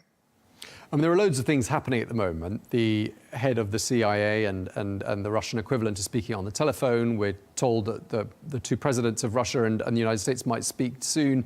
The US envoy, Steve Witkoff, due to meet President Putin as well. I mean, it seems like a lot is happening with regards to sort of re-establishing relations between Moscow and Washington. I mean, that's surely going to help, isn't it, with regards to bringing about an end to the war in Ukraine. And I'm just wondering, do you think that's part of the strategy, the broader strategy, a sort of a carrot, if you like, to encourage Russia to engage? Trump's priority for years has been to stop the killing in Ukraine and to open up negotiations to resolve other issues later. He has a full court press. Just about all his national security officials are working on the Ukraine problem. He's serious about this. It's in strong contrast to what we've seen over the past 4 years, where there was no serious effort by Europe or the United States to end this conflict. They just wanted to keep sending weapons, but they had no plan for Ukraine to win or to end the war. Trump thought that was unacceptable. He thinks this is a war that has become an endless war of attrition. Ukraine will eventually lose, and that it is immoral to keep plowing weapons into this war for Ukraine. When it's just going to mean they're going to run out of troops. So I think this is the best and most moral approach that Trump is pursuing, but we need Putin's cooperation. I hope we get it. Okay, it looks like things are much better between the US and Ukrainian leaders. The United States agreeing to resume military aid, intelligence sharing with Ukraine. President Trump saying he's ready to welcome President Zelensky back to the White House. I mean, would you say the fences have been mended? I think so. And there's no question that the president twisted Zelensky's arm to get him to take his approach that the priority has to be a ceasefire. We'll negotiate other issues later. That was not the position of Zelensky or Europe or the Biden administration. It's a different approach, but Trump made it clear this is the only way, or he's walking away. And Zelensky's behind him now, and I think that's a great thing. And it allows us to go to Russia as a united front to press the case that this is the best solution, both for Ukraine and for Russia. Okay, and just lastly, slightly mixed messages. The Kremlin saying it's still waiting to be briefed by the United States on that framework that was agreed on in Jeddah. But assuming they are briefed, do you think they're likely to accept the proposed ceasefire? What's your hunch? I think they're likely to accept, but as I said, it's going to take some pretty sophisticated diplomacy. It's going to take a one-on-one discussion between Trump and Putin to make the case on why this ceasefire is the beginning of an agreement that is in the best interest of Russia and the Russian people. Okay. Thank you very much indeed for your time, sir. Fred Fleitz, a great pleasure speaking to you.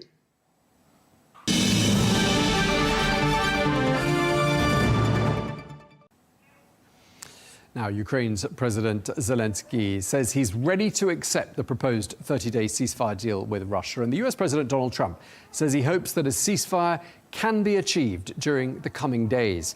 Well, President Zelensky says it's now up to the US to convince Russia to agree to the new proposal. Well, it's been suggested by the Kremlin that President Putin and President Trump could be on track to have a telephone conversation in the short term. Meanwhile, the US Special Envoy Steve Witkoff, who was at the talks in Jeddah, is due to travel to Russia during the days ahead. So, following on from those talks in Saudi Arabia, we've established the US has agreed to resume military aid and intelligence sharing with Ukraine, and Ukraine says it's ready to accept a 30-day ceasefire with Russia. Well, the US Secretary of State Marco Rubio says he'll offer to Moscow that he hopes Russia will accept the proposal.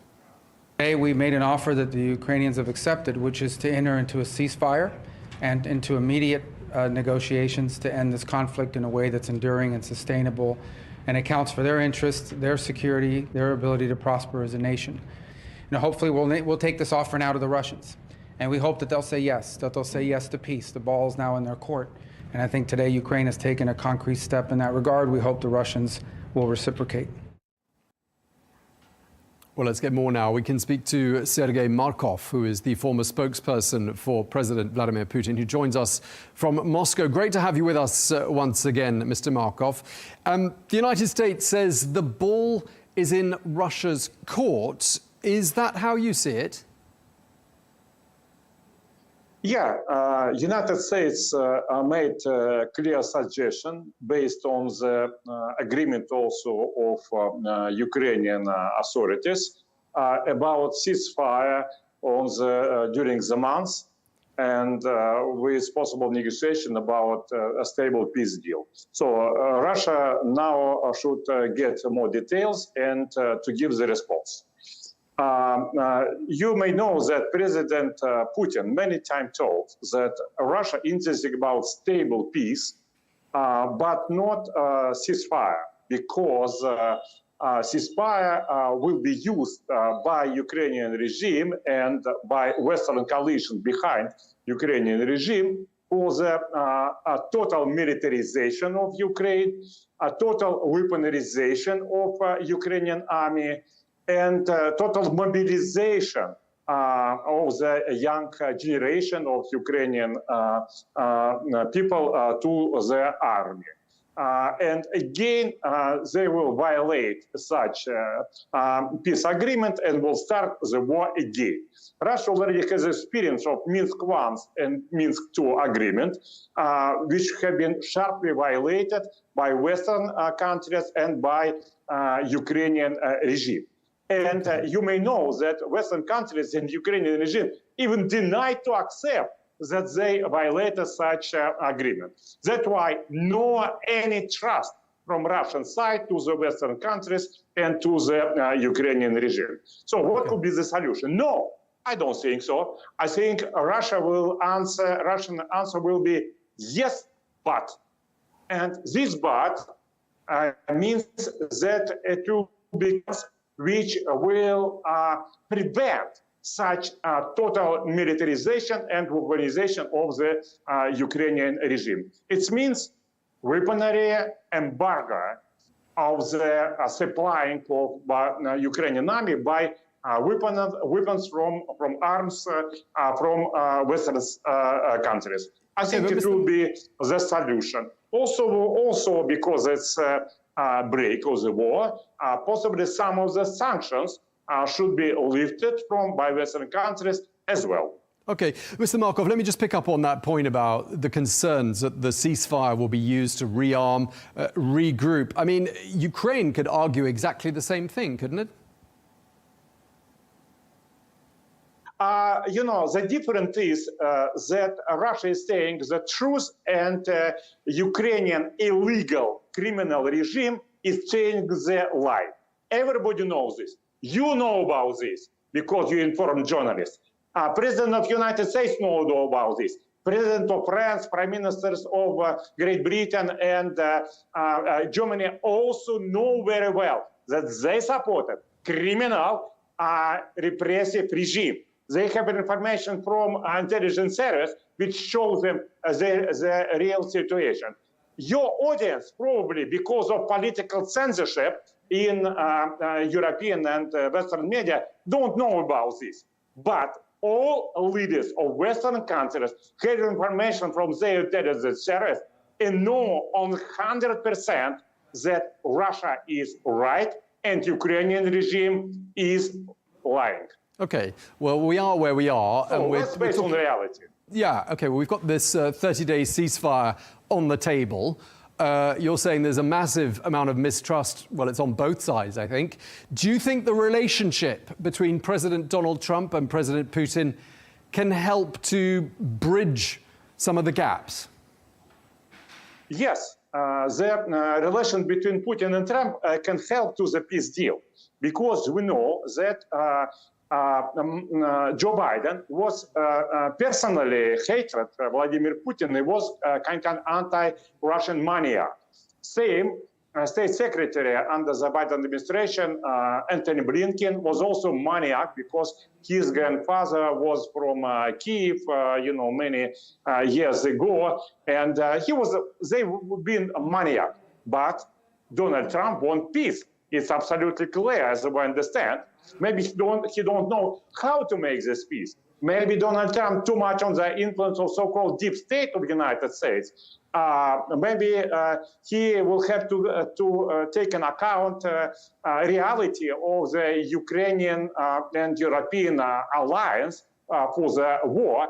It's another point. But Donald Trump wants peace. It's what we're sure about. By the way, also an important issue is security guarantee for Ukraine. And of course, Russia agreed that both sides should have security guarantee. Security guarantee for Russia should be denazification and demilitarization of Ukrainian regime and democracy for Ukraine. Same security guarantee for Ukraine, because Ukraine lived in absolute security situation between 1991 and 2014 when neo-Nazi coup happened in Ukraine. Why? Because Ukraine was independent. And because Ukraine was a democratic country. So this is solution for security of Ukraine, to come back to the democratic political regime as Ukraine has during 23 years before 2014 neo-Nazi pro-American putsch.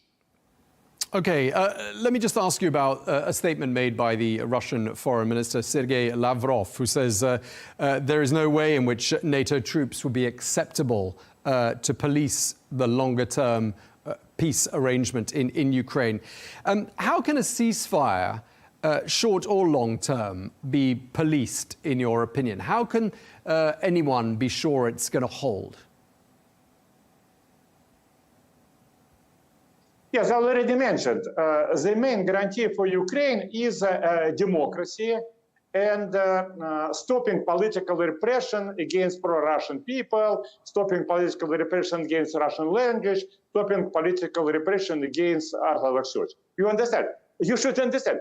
If Ukrainian regime will continue to prohibit Russian language, it will be never security. Russia again and again will try to come to the Ukrainian territory to save Russian people.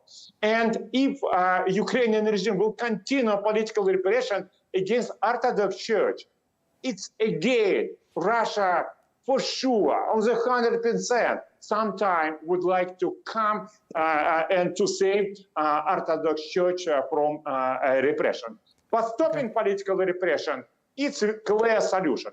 As to the European countries, they're not neutral. Everybody said they're part of the war. Why peacekeepers should be part of the war? No, the peacekeepers should be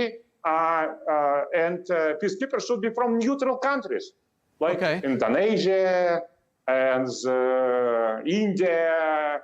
You know, there are a lot of neutral countries. But all troops, all soldiers from the NATO countries, which is part of the war against Russia, will be regarded by Russia as occupants, and all European soldiers on the Ukrainian soil will be killed by Russian soldiers. Okay, so if no soldiers from any NATO or European countries would be acceptable to Russia, it would only be peacekeepers from neutral countries. What do you make of the minerals deal that the United States and Ukraine are striking, which has some implied security guarantees in it for Ukraine? How does Russia view that? Russia view this mineral resources deal as trick. It's just a falsification from the both Ukrainian and American side.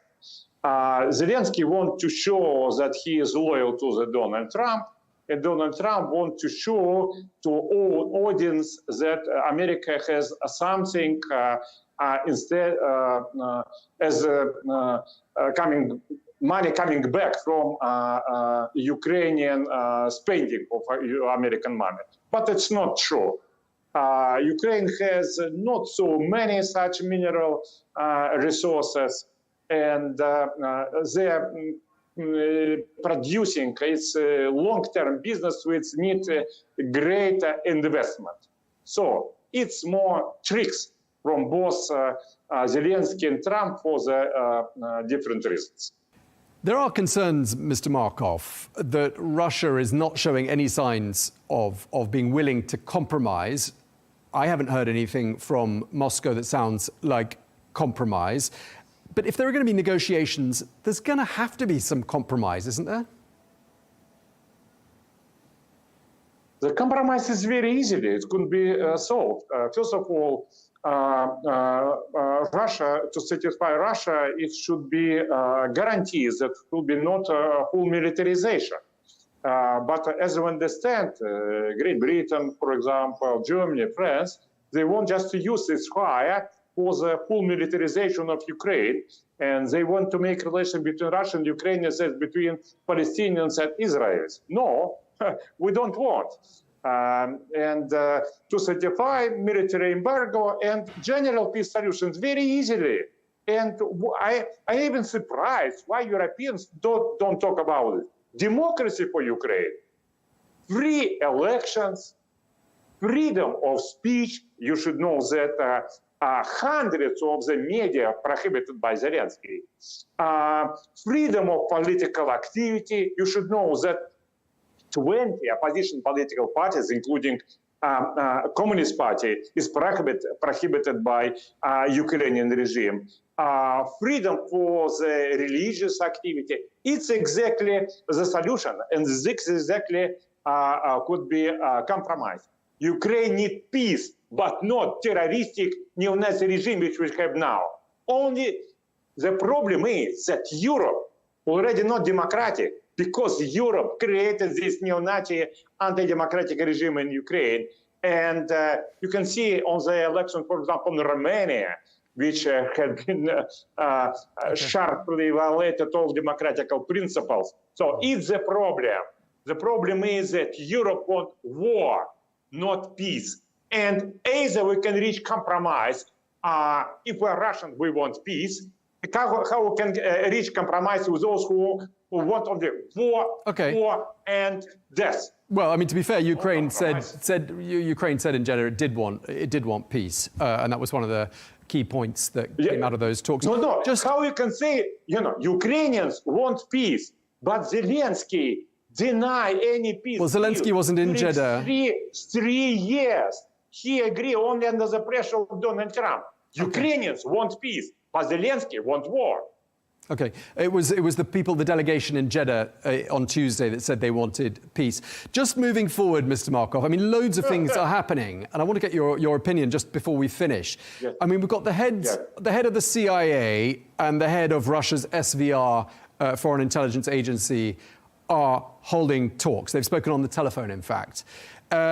Dmitry Peskov, the Kremlin spokesperson, says a high-level telephone conversation probably going to happen between Washington and Moscow. I assume that means two presidents are going to be speaking on the telephone. Are you seeing signs that this 3-year-long war is going to come to an end anytime soon? Yes, I think my personal guess that probability to make a peace deal during this spring, something about 30%. But probability of making peace deal to the end of this year already 65%. It's my general guess. And also, we are talking about U.S.-Russia relationship. You should divide very clearly. One is about Ukrainian war. It can be successful or not successful. But absolutely another problem is bilateral U.S.-Russian relationship. They come back from the boycotting, which had been used by previous Biden administration. And now this relation between U.S. and Russia intelligence service agencies is part of this recovering of the normal diplomatic relationship. It's also connected with China, because Donald Trump believes that it's full stupidity of Joe Biden that by their cutting relations with Russia, they moved Russia to the China, which is the main long-term competitor to the United States. Okay, we're going to have to leave it there. Thank you for your time. As ever, Sergei Markov, thanks again. Yeah, my pleasure.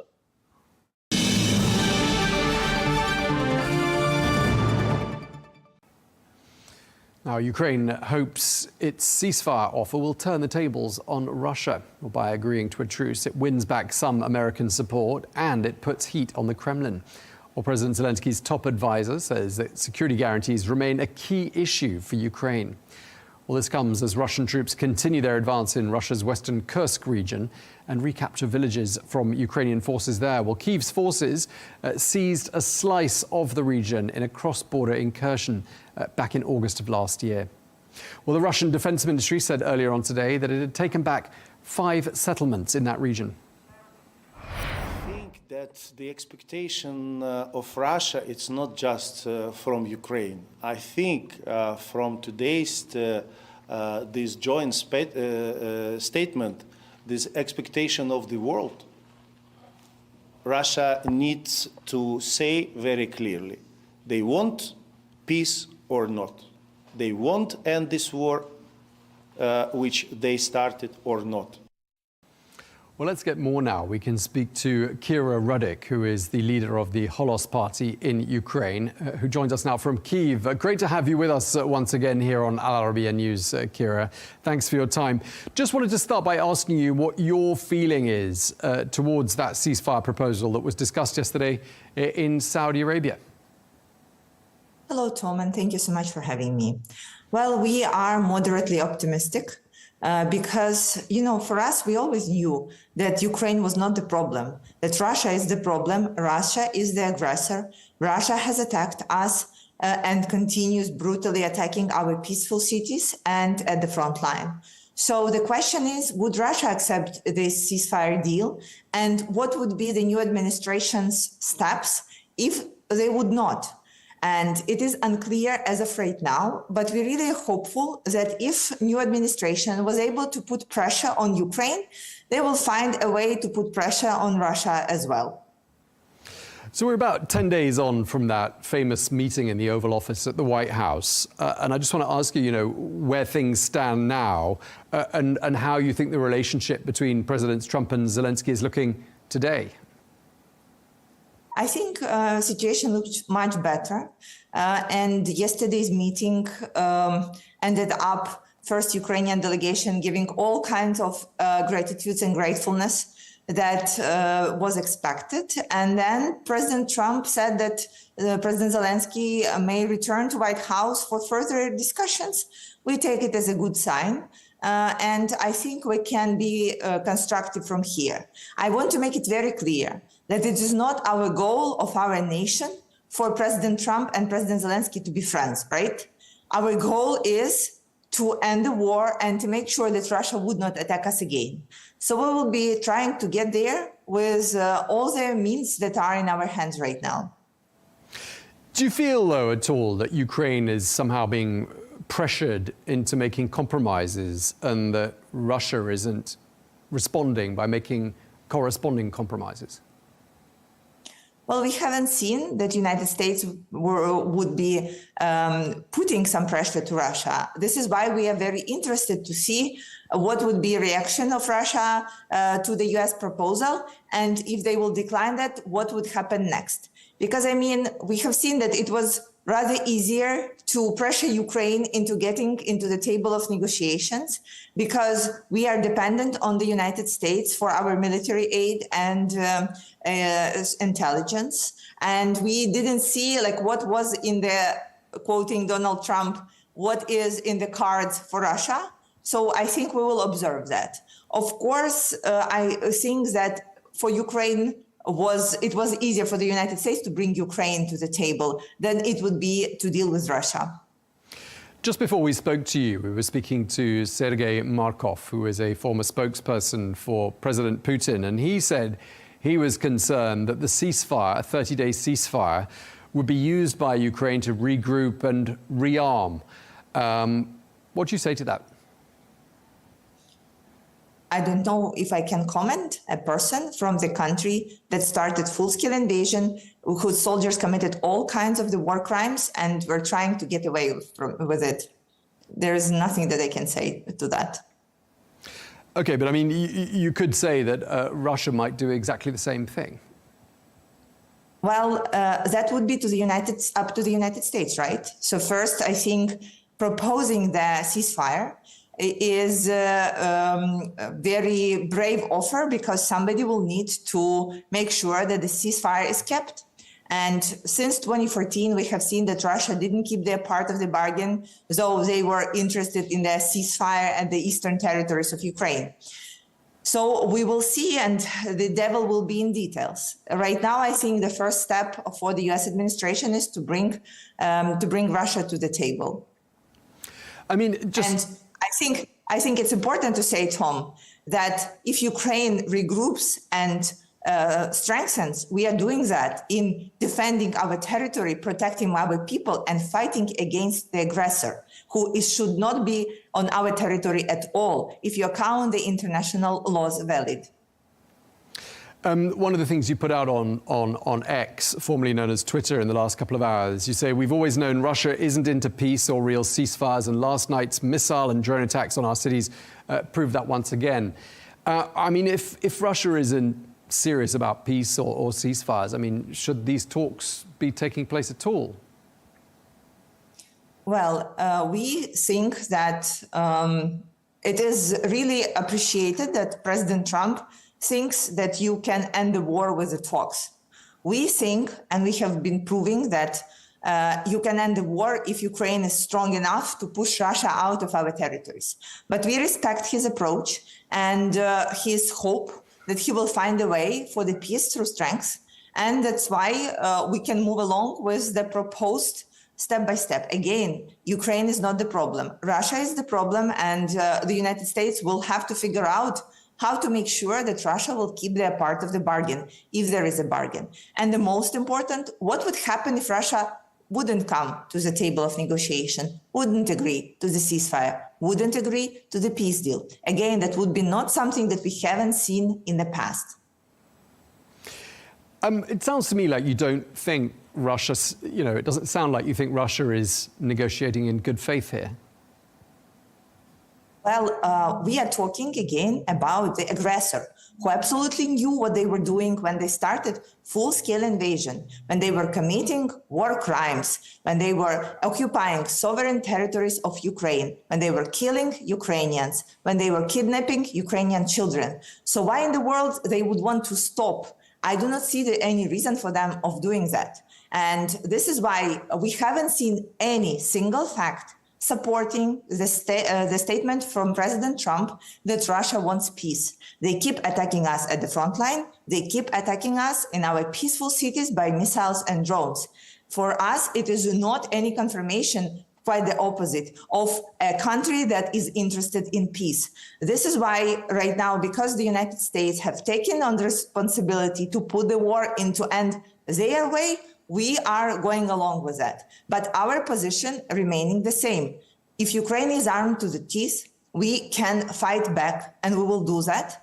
And we are hoping that we will have a chance to fight back and to end the war by throwing an aggressor out of our territories. The Kremlin saying today that there could be a very high-level telephone conversation between Moscow and Washington. Sounds a lot like the presidents of both countries are gearing up to have a conversation. Also reports that they might even meet at some point in the not-too-distant future.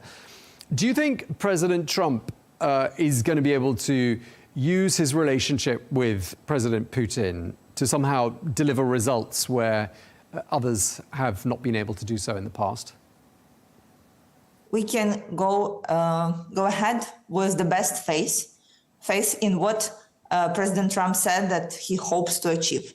However, I think for the geopolitics, it is a very dangerous precedent that is being set, showing that president of the strongest democracy and one of the strongest countries in the world is ready to negotiate with the terrorists. I think that would bring all the other dictators to go along and try to attack their neighbors, commit all kinds of the war crimes, and just then hope to get away with it based on their personal relations with someone. This is not the way how it should be. And I think this dangerous precedent will bite America back at some point. Because I think it was very important to show the terrorists in the past they will not be negotiated with. It will have the consequences in Middle East, in the Indo-Pacific, and in South America. And I think then US will get into much more troubles than they are trying to resolve right now in Ukraine. NATO membership sounds like it is still one of Russia's red lines. And I'm just wondering what the key security guarantees are that Ukraine is seeking in any potential peace deal. So the first thing would be that these guarantees need to be executable. So it cannot be like Budapest Memorandum, where everybody makes promises that will never come to life. The security guarantees may be protecting Ukrainian sky by international forces, putting wide-range weapons into Ukraine so that we will be able to deter any potential Russian further invasion. It's strengthening Ukraine's army and providing us with the ability to manufacture the weapons that we would need to stand against Russia. But if you have a question about NATO, if Russia is a country that can say who can join NATO and who is not, then it means it's that altogether NATO is weaker than the country that is not even their member, right? This absolutely ununderstandable how the country that is not in the alliance can dictate who and when can join the alliance, right?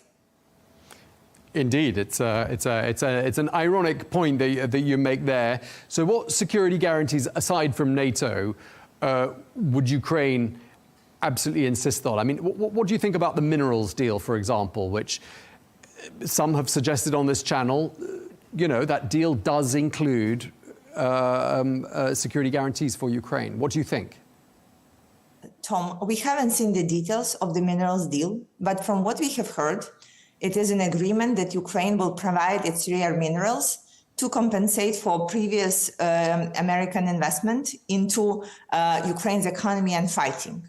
But it did not include any feasible or viable security guarantees like the planes, closed sky, etc.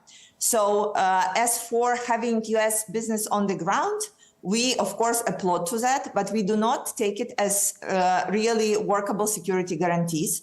I have been here in Kyiv in 2022, and I have witnessed how American businesses were fleeing and how American embassy was fleeing weeks before the full-scale invasion started. So we do not take that having US business on the ground alone will be a feasible security guarantees. However, the minerals deal may become the first step in then providing us with the security guarantees that would actually work. And just lastly, Kira, I mean, just to wrap up, I mean, there seem to be some people in the United States who are arguing that prolonging the war with continued Western aid will simply mean more losses of life and greater losses all round for Ukraine in the long run. What's your response to that argument? If Ukraine stops fighting, there will be no Ukraine. If Russia stops fighting, there will be no war. We didn't start it. We are simply defending ourselves. And we want to have all the means to defend ourselves the right way, the proper way, the way that we will throw aggressor away. Tom, I think we have been talking a lot about what would happen if Ukraine wins, but we have not been talking enough about what would happen if Ukraine loses. And then where Russian forces be and who will be fighting them then. I think it's a very good question to ask both our European allies and then those voices that you mentioned in the United States. Okay, well, thank you very much. As always, great talking to you, Kira Rudik, leader of the Holos Party in Ukraine. Thank you very much for your time. Thank you, and glory to Ukraine.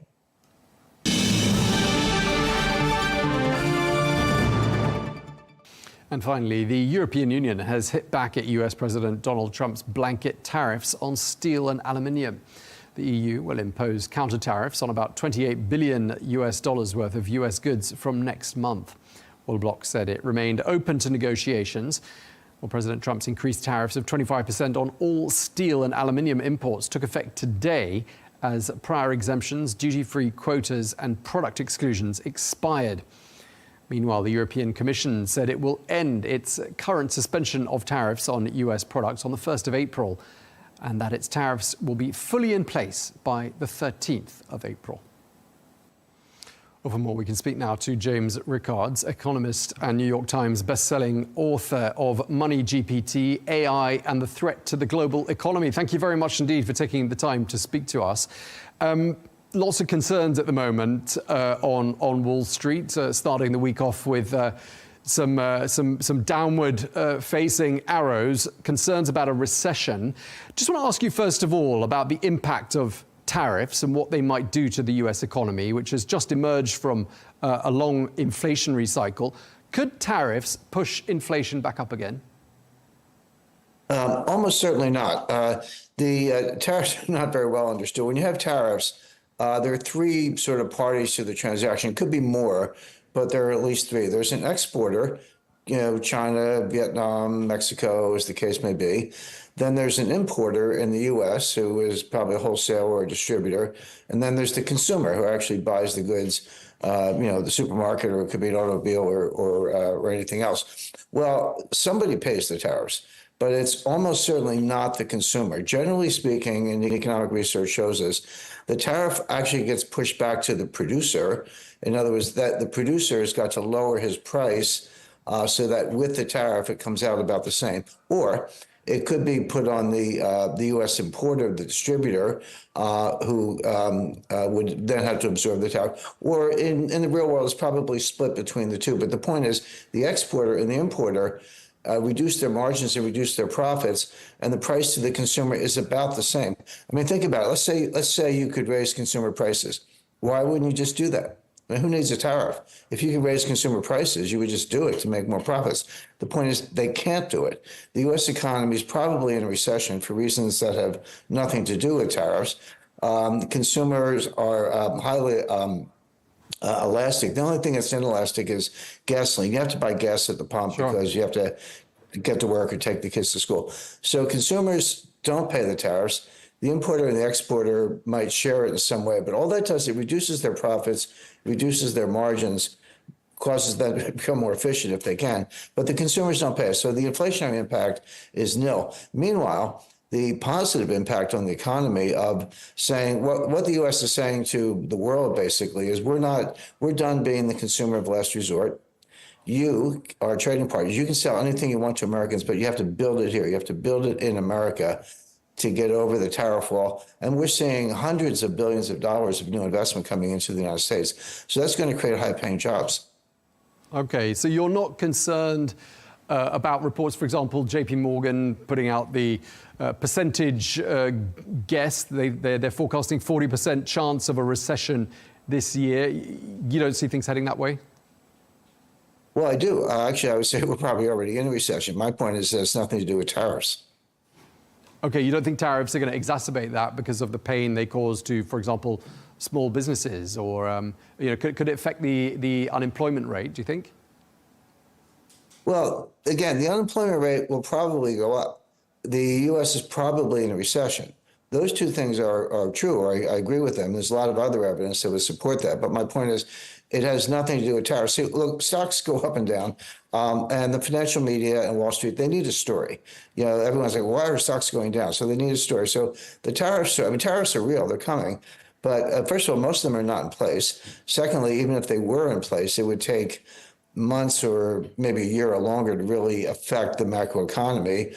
And three, my point is they won't cause inflation. They won't hit consumers. They'll hit producers, which will result in greater investment in the U.S., higher paying jobs, and it's good for the consumer. So the long-term aspects of this are very positive, but we might not see that until 2026. This year, we probably are in a recession. We do have to get through it, but it has nothing to do with tariffs. This has been coming for a year. I mean, you can see the signs. Negative swap spreads, inverted yield curves, then uninverting, which means the recession's here. All those signs have been developing for over a year. So the recession comes as no surprise. But tariffs are just not part of the story. But having said that, again, people on Wall Street want a story, so they've made up this tariff story. Which which sectors of the economy, which industries are likely to be most impacted by the tariffs? Well, certainly, there's some positive stories here. I would say the defense industry is a positive story because the U.S. is going to have to rebuild arsenals after wasting so much in the war in Ukraine. The automobile industry, I'm very bullish on Ford Motor Company. Ford did not waste as much money on electric vehicles as General Motors did, so they're in a better position going forward. We're going to see, we're going to take away subsidies on electric vehicles, get back to internal combustion engines, which are much better for the economy. I mean, CO2 has no impact on the climate based on the best science. So we get the EV Green New Scam behind us, and then move into traditional manufacturing. So I would say automobiles and defense are good sectors. The sectors that will be hurt, I really don't see that many. I have this debate all the time, by the way. I talk to a lot of people about it, and they say to me, Jim, these tariffs, we understand why they might be good for the United States, but they're going to be bad for the rest of the world. And I say, too bad. I mean, Xi Jinping should, if he wants to make China great again, then get started, but don't blame the United States. So this is very bullish for the United States, but it is bad for, Brazil. I'm surprised we haven't heard more about Vietnam. If you look at the U.S. bilateral trade deficits, one of the biggest in the world is with Vietnam. China obviously is the number one culprit. So this is going to hurt China. It's probably going to slow down Vietnam. May hurt India, Malaysia, and some other trading partners, Canada, but it's very good for the United States. So when you see figures like the one put out by the Yale Budget Lab, calculating these tariffs are going to cost the average U.S. household as much as $3,400 a year, I mean, you're saying that's simply not going to be the case. Yeah, the Yale, I don't know exactly who's working in the Yale Economics Lab, but I do know that major Ivy League universities, National Bureau of Economic Research, MIT, traditional economists know very little about the economy. So they just take a very simple model, which is, you buy this much from abroad, add on a tariff, divide by the number of consumers, and come up with a number that's going to cost the consumers. Everything about what I just said is wrong. It's bad modeling, bad economics. As I already explained, the tariffs actually get pushed back to the exporter. They don't affect the consumer, number one. And number two, that's a very static analysis. It doesn't account for adaptive behavior. And adaptive behavior would include if Apple's putting $500 billion into the United States, if Taiwan Semiconductor is putting in even more, well, not more than Apple right away, but over $100 billion building new fabrication plants in the United States. And there are many other examples. Honda is putting in a new automobile factory in the United States. They're not going to Canada. Volkswagen is crying because they just built, their Audi line built a large factory to build the Q5, which is an SUV. That's the most popular brand in Mexico. And they're like, wait a second, you're going to put tariffs in Mexico? Well, too bad, Volkswagen. You should have thought of that and put it in the United States, as a lot of your competitors did. So that's, as I say, that's all good investment in the United States. It's going to be a stronger dollar because those foreign companies are going to have to get dollars, borrow dollars, or somehow convert into dollars to make those investments in the United States. So I would look for a stronger dollar, higher paying jobs. As I say, very good for the U.S. Is there a danger that tariffs, as some are suggesting, on particular Canadian and Mexican goods could disrupt supply chains? Do you think that's something that's likely to happen? That's a real danger, but it points to a solution, which is Trump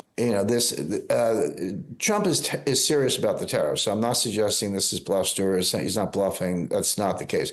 Having said that, he's all about the art of the deal. So what he's saying to Canada is, if you don't make any concessions, if you don't reduce your tariffs. And I lived in Canada for a couple of years. I also live in New England in the United States. We have great dairy products in New Hampshire and Vermont and elsewhere in the United States, Wisconsin. You can't find them in Canada. Try buying Vermont cheddar cheese in Montreal. It's not there. So there are Canadian tariffs on U.S. goods, and cheese may sound trivial, but dairy industry is pretty big. But there are many other examples, liquor and so forth. Trudeau, he's out now, but he said when Trump first mentioned the tariffs, he says, I'm taking all the U.S. liquor off the shelves. We're not going to sell it. I've been to Canadian liquor stores. There's not that much U.S. liquor to begin with. You can't find California wine. You can get French wine. But my point being, Canadian tariffs on U.S. trade are onerous, far worse than what the U.S. puts on. So what Trump's saying is, two can play. We're going to put them on you. Now, if you want to sit and talk and have negotiations and lower them across the board, that's a very positive outcome. So, yeah, in the short run, there could be some supply chain disruptions. I agree with that. And maybe that will cause prices to go up, not because of the tariffs themselves, but just because of the supply chain impact. But it kind of opens the door to negotiations and getting that behind us. Okay, so just lastly, just to wrap up, and this is really to conclude all the points you've made up until this point, you're not seeing the likelihood, there being much likelihood of any major impact from these tariffs on overall consumer spending and economic growth for the United States economy? I wouldn't see any short-term impact in terms of inflation or that slowing the economy. The U.S. economy, just to be clear, the U.S. economy is slowing. We're probably in a recession. Prices are going to come down. We're probably going to see disinflation, if not deflation, and much lower interest rates. All of that is happening, but it's happening for reasons unrelated to the tariffs. When you talk strictly about the tariffs, I would say going forward, and really maybe more in 2026 and 2025, it's very positive for the consumer because, it's a famous story, and it's true. Sometime around in the 19 teens, maybe 1915 or so, could be off by a year or two, Henry Ford gave his workers a $5 raise. And the other big industrial said, "Are you crazy? Why are you giving the workers a raise?" And he said, "I want them to be able to afford to buy my cars." And that's the point. We're going to get high-paying jobs out of tariffs, and that's going to help consumption. Okay, we're going to have to leave it there. Thank you very much indeed for your time and for helping us make sense of all that. James Rickards, thank you very much indeed.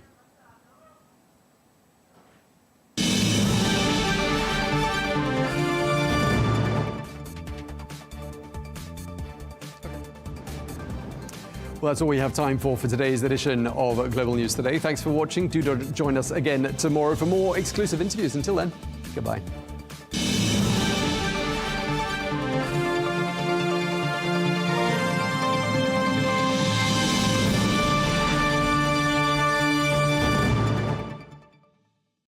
At Arabiya News, we go beyond the headlines. From the latest breaking news to in-depth coverage of global events. We're not bought or sold. Nobody owns us. The loss of life, the destruction of property. The conflicts are such a terrible thing. Context and analysis to help you see the full picture. The world is in a very dangerous place. Join us on Arabiya News, It's very impressive. where knowledge meets perspective. From the White House to Gaza, Kiev to Beijing, elections, economics, and the environment compete with conflicts and other complex issues for our attention. In an age of fake news, deep fake, and artificial intelligence, They've got to have a vote and a say. it's important to look beyond the loudest voice to understand the truth. From newsmakers to groundbreakers, My campaign is going very well. presidents, prime ministers, princes and peacemakers, and cultural tastemakers. As Arabs, as Middle Eastern, we're too emotional. Join me on the Riz Khan Show for empowering conversation.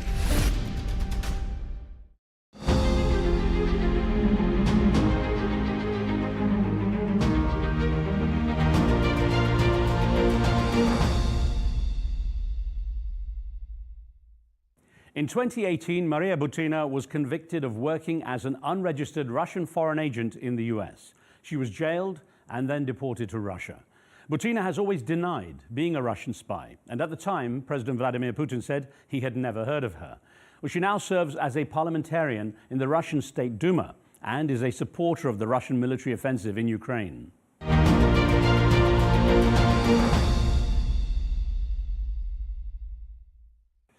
Maria Butina, good to have you on the show. Now, let's start with the latest developments in Ukraine. Following the recent round of escalation and the warnings issued by President Putin, do you fear the world is now closer to nuclear war than at any other point in your lifetime?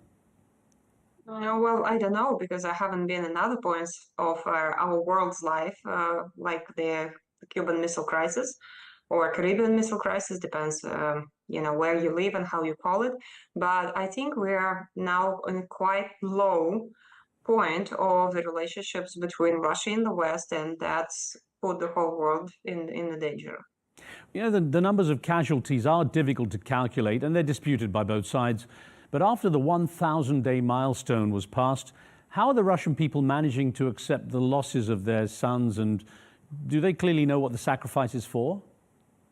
They absolutely do. And I was elected from a small region, Kirovska Oblast, which is located in about 1.5-hour flight from Moscow.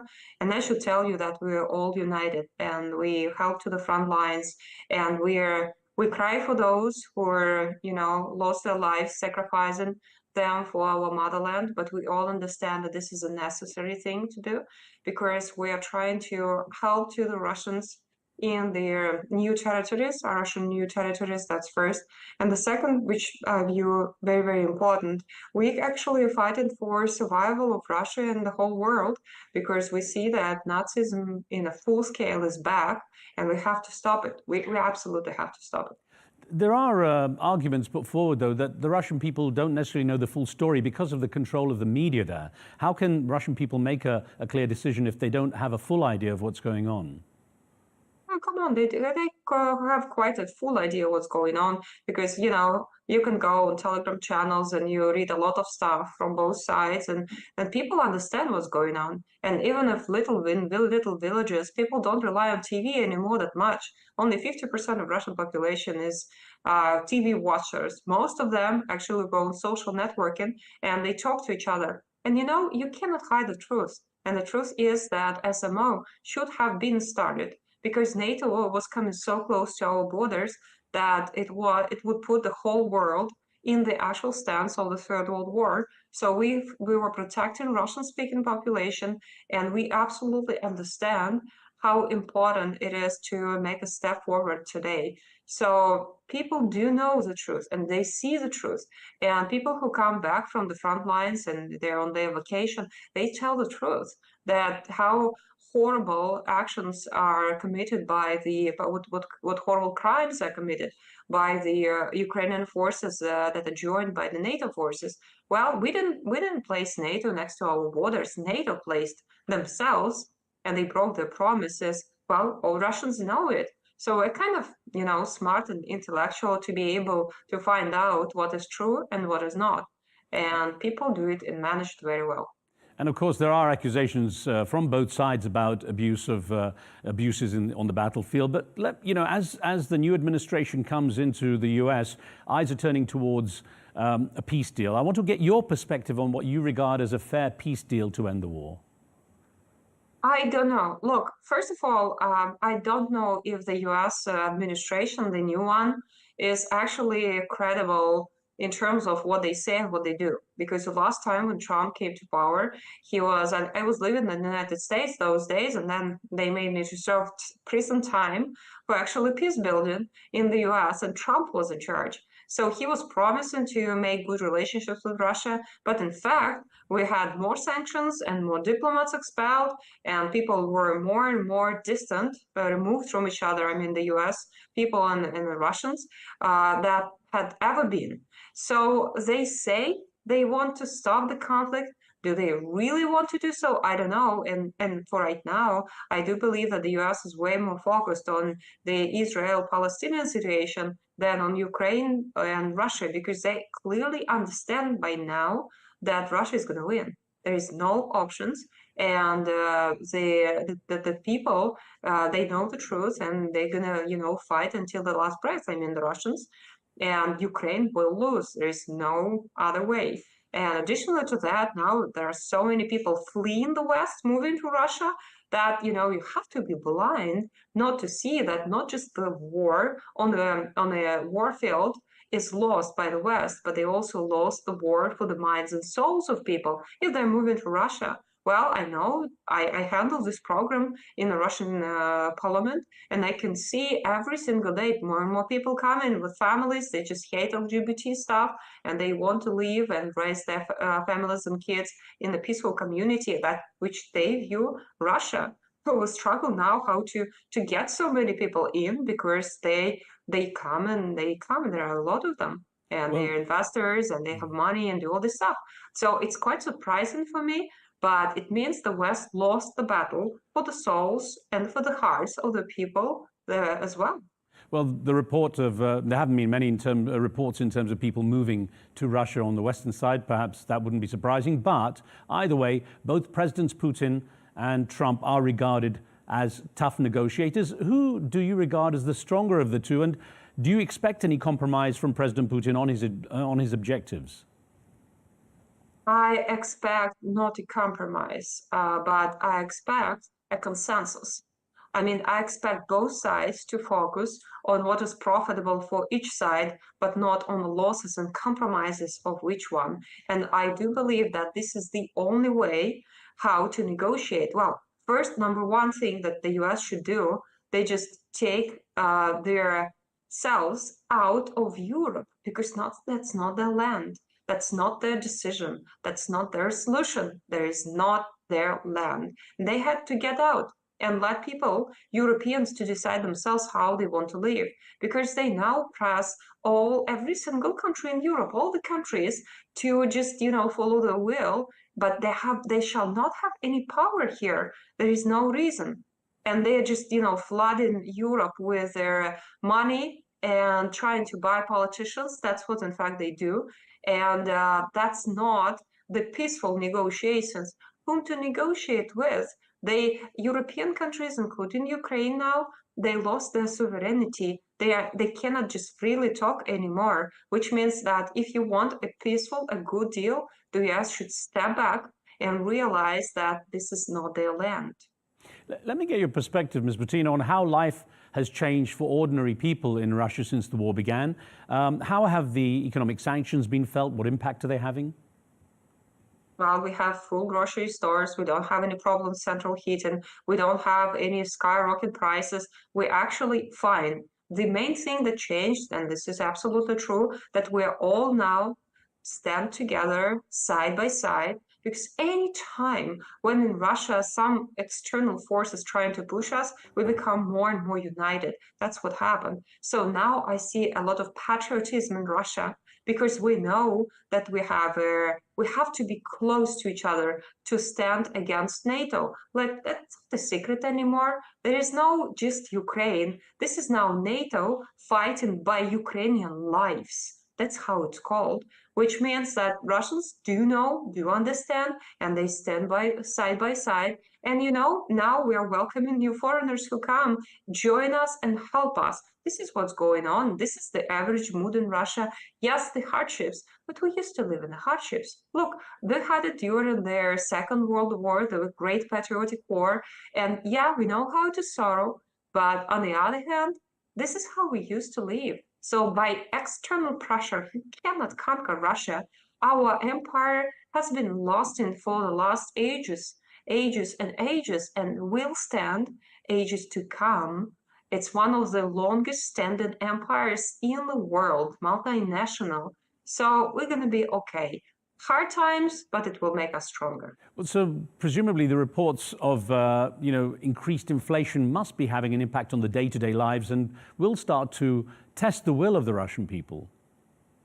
I don't think so. We have challenges on our will every single day, and because of the living and the weather conditions. So we're kind of used to go through hardships. But talking of inflation, yeah, there are hard times. People understand that, and they just work hard. And actually sanctions open new opportunities for us, because the companies that used to be very small now became big, because now we don't have Western products, and they have to take the market, and they love to take the market share. And we have a lot of partners in the BRICS countries that help us, and they want to trade, and we explore new brands. So we don't suffer at all. Meaning that it's not just the US who produces all the things. It's not just Europe. Europe needs Russia because of the gas and and oil and all this stuff.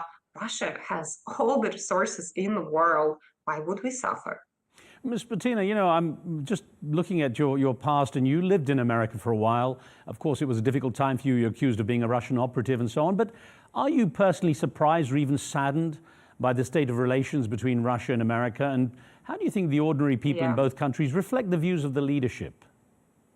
I am sad because when I came to the States, I expected the American dream to be like we saw in the Hollywood movies on the 70s and the 80s. I expected conservative America, and I expected people who just, have one wonderful yard and they have wonderful families, and America has none of that. Like, not anymore. It's just they lost the country, and now all of that I see here in Russia. And it's just, the world is upside down indeed. Do I think that people actually share the views of the US government? Well, I don't know, because I see so many people moving from the States, and they hate the government. Well, and they don't like Russia maybe necessarily, but they don't hate us because people are people. And I used to actually serve time for having friendship dinners that were paid, by the way, by Americans. And like, I don't know why I became a Russian agent then, but anyway. So, and the friendship dinners just showed that people want to talk. That's why I support now the civil diplomacy. Well, I did serve time for civil diplomacy, but I was and I am a peace builder, and I will do it in the future because I believe, and you're absolutely right, if people talk to each other, they don't hate each other. And this is the only way how we can never ever have the Third World War, because that's my great hope. I don't want any serious conflict between Russia and NATO, because the whole world will suffer. Well, you obviously must have made friends during that time in America. As you said, you had dinners with them and so on. In spite of your conviction as an unregistered operative in the country, do you have any particular regrets, and are you still in touch with any of those people? Yeah, actually, yes. Some of them incognito, but they come here to Russia. It's very sad that we cannot communicate so much because they're afraid of the US government, that they're going to reach them and, cut them and throw them in prison because I'm under sanctions. And so I don't want to put them in danger as well. But they do travel here because this is friendship. Friendship is eternal. Love is eternal. These are the values that the US lost, but there are still people who are like this. And no, I do not hate the United States. I do not hate Americans, because if I do, it means that the bad guys win. So I don't want them to win. That's why I stay faithful. I believe in God. I am conservative, and I will fight for peace until my last breath. Let me ask you, you, as in the conversation, you always denied being a Russian spy. So what do you think was the reason the justice system there pursued the case and put you in jail? Was it bureaucracy, do you think, or do you think there was a political reason behind it? I was never accused of being a spy, okay? That's in the first place. Never. It was in the media. It had never been in my conviction, had never been even filed as a paper. And they needed a scapegoat. They needed someone physically to actually arrest at the day when Trump and Putin met. Look at the day of my arrest. Do you think it's a coincidence? They arrested me exactly when President Putin, President Trump were first time to meet, sit in front of each other, and they have this very, very loud case. Because somebody in the US, they don't want peace. They want war because they earn on wars. The private military companies are earning a lot of having wars all over the globe. Question is to us, to Russia, to Europeans, Arabs, Chinese, and all other countries. How long are we gonna let them do that? Are earning money on our life losses? I don't think that's smart. So they needed a scapegoat. They got a scapegoat. And look, if they would have even one piece of evidence that I am a spy, would they let me go in 18 months? No way. I would serve 35 years now, but there was nothing on me. Absolutely nothing. That's why they just wanted a public case and just throw me out of the country, claim I'm the national security threat. Yeah, you can see I'm very much a threat. And then just, make it. And they're still having fun on my case, saying like, oh, look, if she met someone, that means she, had relationships. And they never ever shown one picture. And as a woman, I'm deeply insulted by that, because they were claiming all my this relationship with someone. There is no one picture being made. Isn't it suspicious? Well, because it had never happened. This is a fictitious, fake case. This is how Trump says this is fake news. Well, either way, they put you in prison. Didn't that change your view of the United States at all? No, because people are people, and corrupted guys in the government are corrupted guys in the government. And, one thing has changed in me after prison, and during my prison time, I spent 4 months on solitary confinement, which is against all the conventions against tortures, but don't forget about it. I found God, or God found me, I don't know. But I know one thing, that I shall not hate, and I do not hate. I forgive them. It doesn't mean I should forget, but I forgive them. So, and the bad guys, they will pay their price, because you know what? God is just. This is what I believe. I don't need to do any revenge on them. No, that's not my job. God will do everything. And all the people who acted badly, they will get their punishment no matter what. Even if we do nothing and just sitting and watching that, the justice is going to get. So if you have moved on, but, you know, don't you really want to clear your name officially in the US? I actually tried. I filed an appeal case, but the problem is that when you're sentenced in the US, you lose your right to appeal because you sign a special paper, or they don't sentence you ever. That's the law. That you cannot appeal and you don't want to appeal, which is maybe sad. And I was very excited when Duran's report got out, because there is nothing on me there, because that was the case that they actually based my conviction of, meaning the money that supposedly went from Kremlin to Trump. And then look at the Duran report, there was no money. The question is, why did I serve my time? So would I try to prove that I'm not guilty in the US court now? No, because it's corrupted. It does not make sense. I'll just lose money. In the future, maybe. Well, yes, it's insulting that my name was placed in dirt, because I'm from a family, a very distinguished family of teachers, and I'm a teacher by myself. I've always been a peace builder, and I teach kids. And now kids look at me saying like, oh, this is a, whatever they call her, a Russian honeypot. I've never been. And this is an insult. But there will be a day. I know there will be a day. And the history will place everything on its deserving spots. Well, of course, when you were deported from America to Russia, in the American eyes, you were seen as a spy. I'm curious, how were you regarded in Russia? I know Vladimir Putin said he'd never heard of you at the time. No, well, he mentioned my name a couple of times, but why should he? Meaning I was just a student. That's the thing. I was just a student. Yes, my country fought for me because I'm a Russian citizen, and now I am having this parliament position of fighting for those who are oppressed and are in the prisons because they are Russians. There are a lot of them. And every single person here will stand for a Russian, because, we know that tomorrow you will be at this spot. And, well, I do my job here. I'm a lawmaker. I help to people who move into Russia from the West. That's my responsibility today, and I'm very excited to do so. I do have a lot of work. No weekend, no vacation, not because I'm suffering, but because I love my job. That's why. Because I love helping people. I used to be a peacemaker. I love helping people. That's what I do today. I help people in prison, and they put me on solitary again for that. I don't care. I know what I do, and I do it for God. And people will do no harm for me because God is with me. Who are people if God is with me? Yeah, I was wondering about your visit to the Russian opposition activist Alexei Navalny in jail when he was on hunger strike. Why did you do that, and what did he say to you? He was complaining that he has so bad conditions, so I wanted to check. And I went there, and I saw that he's lying. And I said straight to his eyes, and unfortunately, he didn't grant a permission to show the footage of what he was talking to me. He called me, well, I won't pronounce it because I'm a woman and I don't want this to be, public again, but he called me very bad words that is, I think, inappropriate from man to say to a woman, and it's unproven. He just repeated the US claims. It was insulting, but anyway, that was not my goal. I told the cameras and the camera crew from the very beginning, because look, I almost died.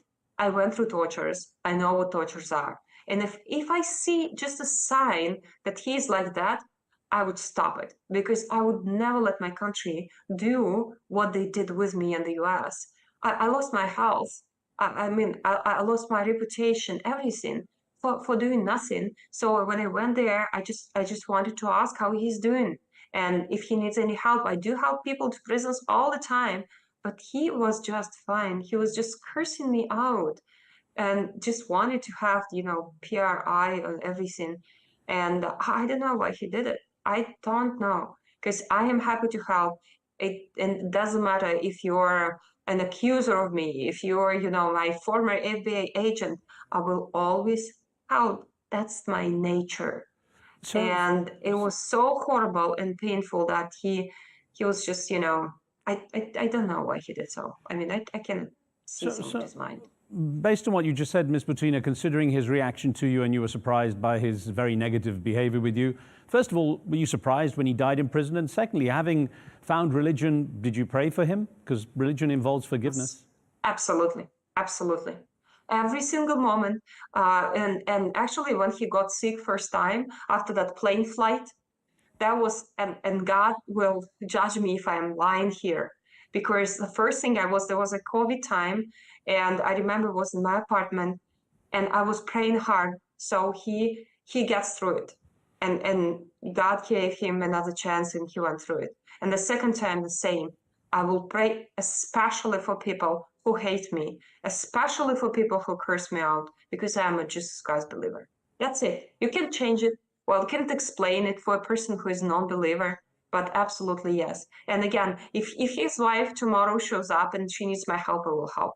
If tomorrow people who curse me out and, place me in prison, throw me on solitary, are going to pray for my help, I will pray for them and I will help because God says me to do so. It's in the Bible. I will follow the Bible because I know that this life now is nothing comparatively to what is ahead. So I it's hard to explain the face. It's just, it is. I'm helping now here. We have a group of traditional Catholics that were, in the US called domestic terrorists in the FBI note, and many of them now moved to Russia. I am a Russian Orthodox. Why would I help them to establish here a church? They are legal now, they're registered, it's all okay. They have a little chapel now, but I want for them better conditions. Not Catholic, why shall I do so? Because I'm Christian. Okay? Well, so, I will help to a Muslim, to a Christian, to anyone who needs help. On that note, I wanted to touch a bit on your work as a politician in Russia now, and you've touched on this issue of helping people to resettle from the West into Russia. I'd indicated earlier it's not something widely reported in the media in the West, but how important is that as a project for you, and what's your real motivation for doing it? Well, my real motivation is to help people because nothing makes me more happy. Well, you can call me selfish and egoistic, but that's what gives me joy. Helping others. When I see all these families setting up and having their houses and having jobs and their kids, step by step learning Russian language and, telling me stories about their own culture. I have this wonderful, fantastic family of Joseph Schutzman. He's an American who moved to Russia recently. He has seven kids and 3 girls. And these 3 girls asked me to translate Russian fairy tales into English. Well, I'm not great in translating fairy tales, but it's so charming. So for me, the motivation it's just the soul. Well, I don't know if my soul is pure because I'm the worst sinner you could imagine. Well, because I have to confess all the time because I misstep all the time. But I just have joy when people smile and people have their lives and families and they live as conservatives, and it's wonderful. Yeah, we have this program, and actually we just established a group called Welcome to Russia, and I serve on the board. We also have people there with dual citizenship from Germany and France and Australia and Austria. And so those are now Russian citizens. They serve on the board with me because we hold hands. We're holding hands to help to those who are looking for the salvation arc. And the salvation arc today for conservatives is Russia, and the word gets out. So we have many applications from those people. Well, let me ask you, Ms. Butina, do you think more people will move if there is a peace deal? I don't think it's related. Well, the number one reason why people come here is because they believe in God, they're conservatives, and they hate and they do not accept LGBT agenda.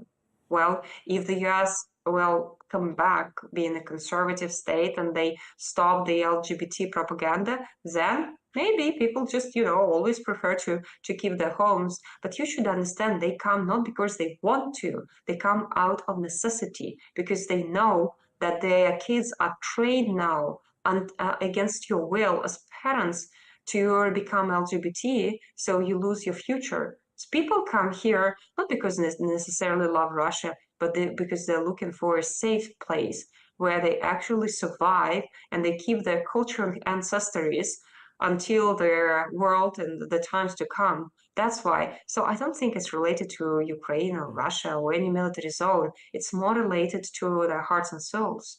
It's an interesting point you raise about the LGBT community. What's the situation for those already in Russia? What's their current prospect? Well, the LGBT in Russia is banned. And absolutely, the whole movement cannot propagate. You cannot go on the streets and do parades and we are very proud of that. We're very proud that we have God in our constitution. We are very proud that we have mother and father in our constitution, because we don't take any other gender, because God created us this way. And yes, Russia is a conservative state today. And yes, LGBT is not welcome here. Okay? I think that's fine. We don't put people on a treatment or something, but okay, whatever you believe, but you have not bring it to the kids at schools, not on the streets. You cannot do propaganda of LGBT, and you cannot have any official or unofficial movements of LGBT community. Okay, that's just our country. We're a sovereign country. That's what we decided. This is the path we decided for ourselves. Well, Maria Butina, I thank you very much for making the time to join the show. Thank you.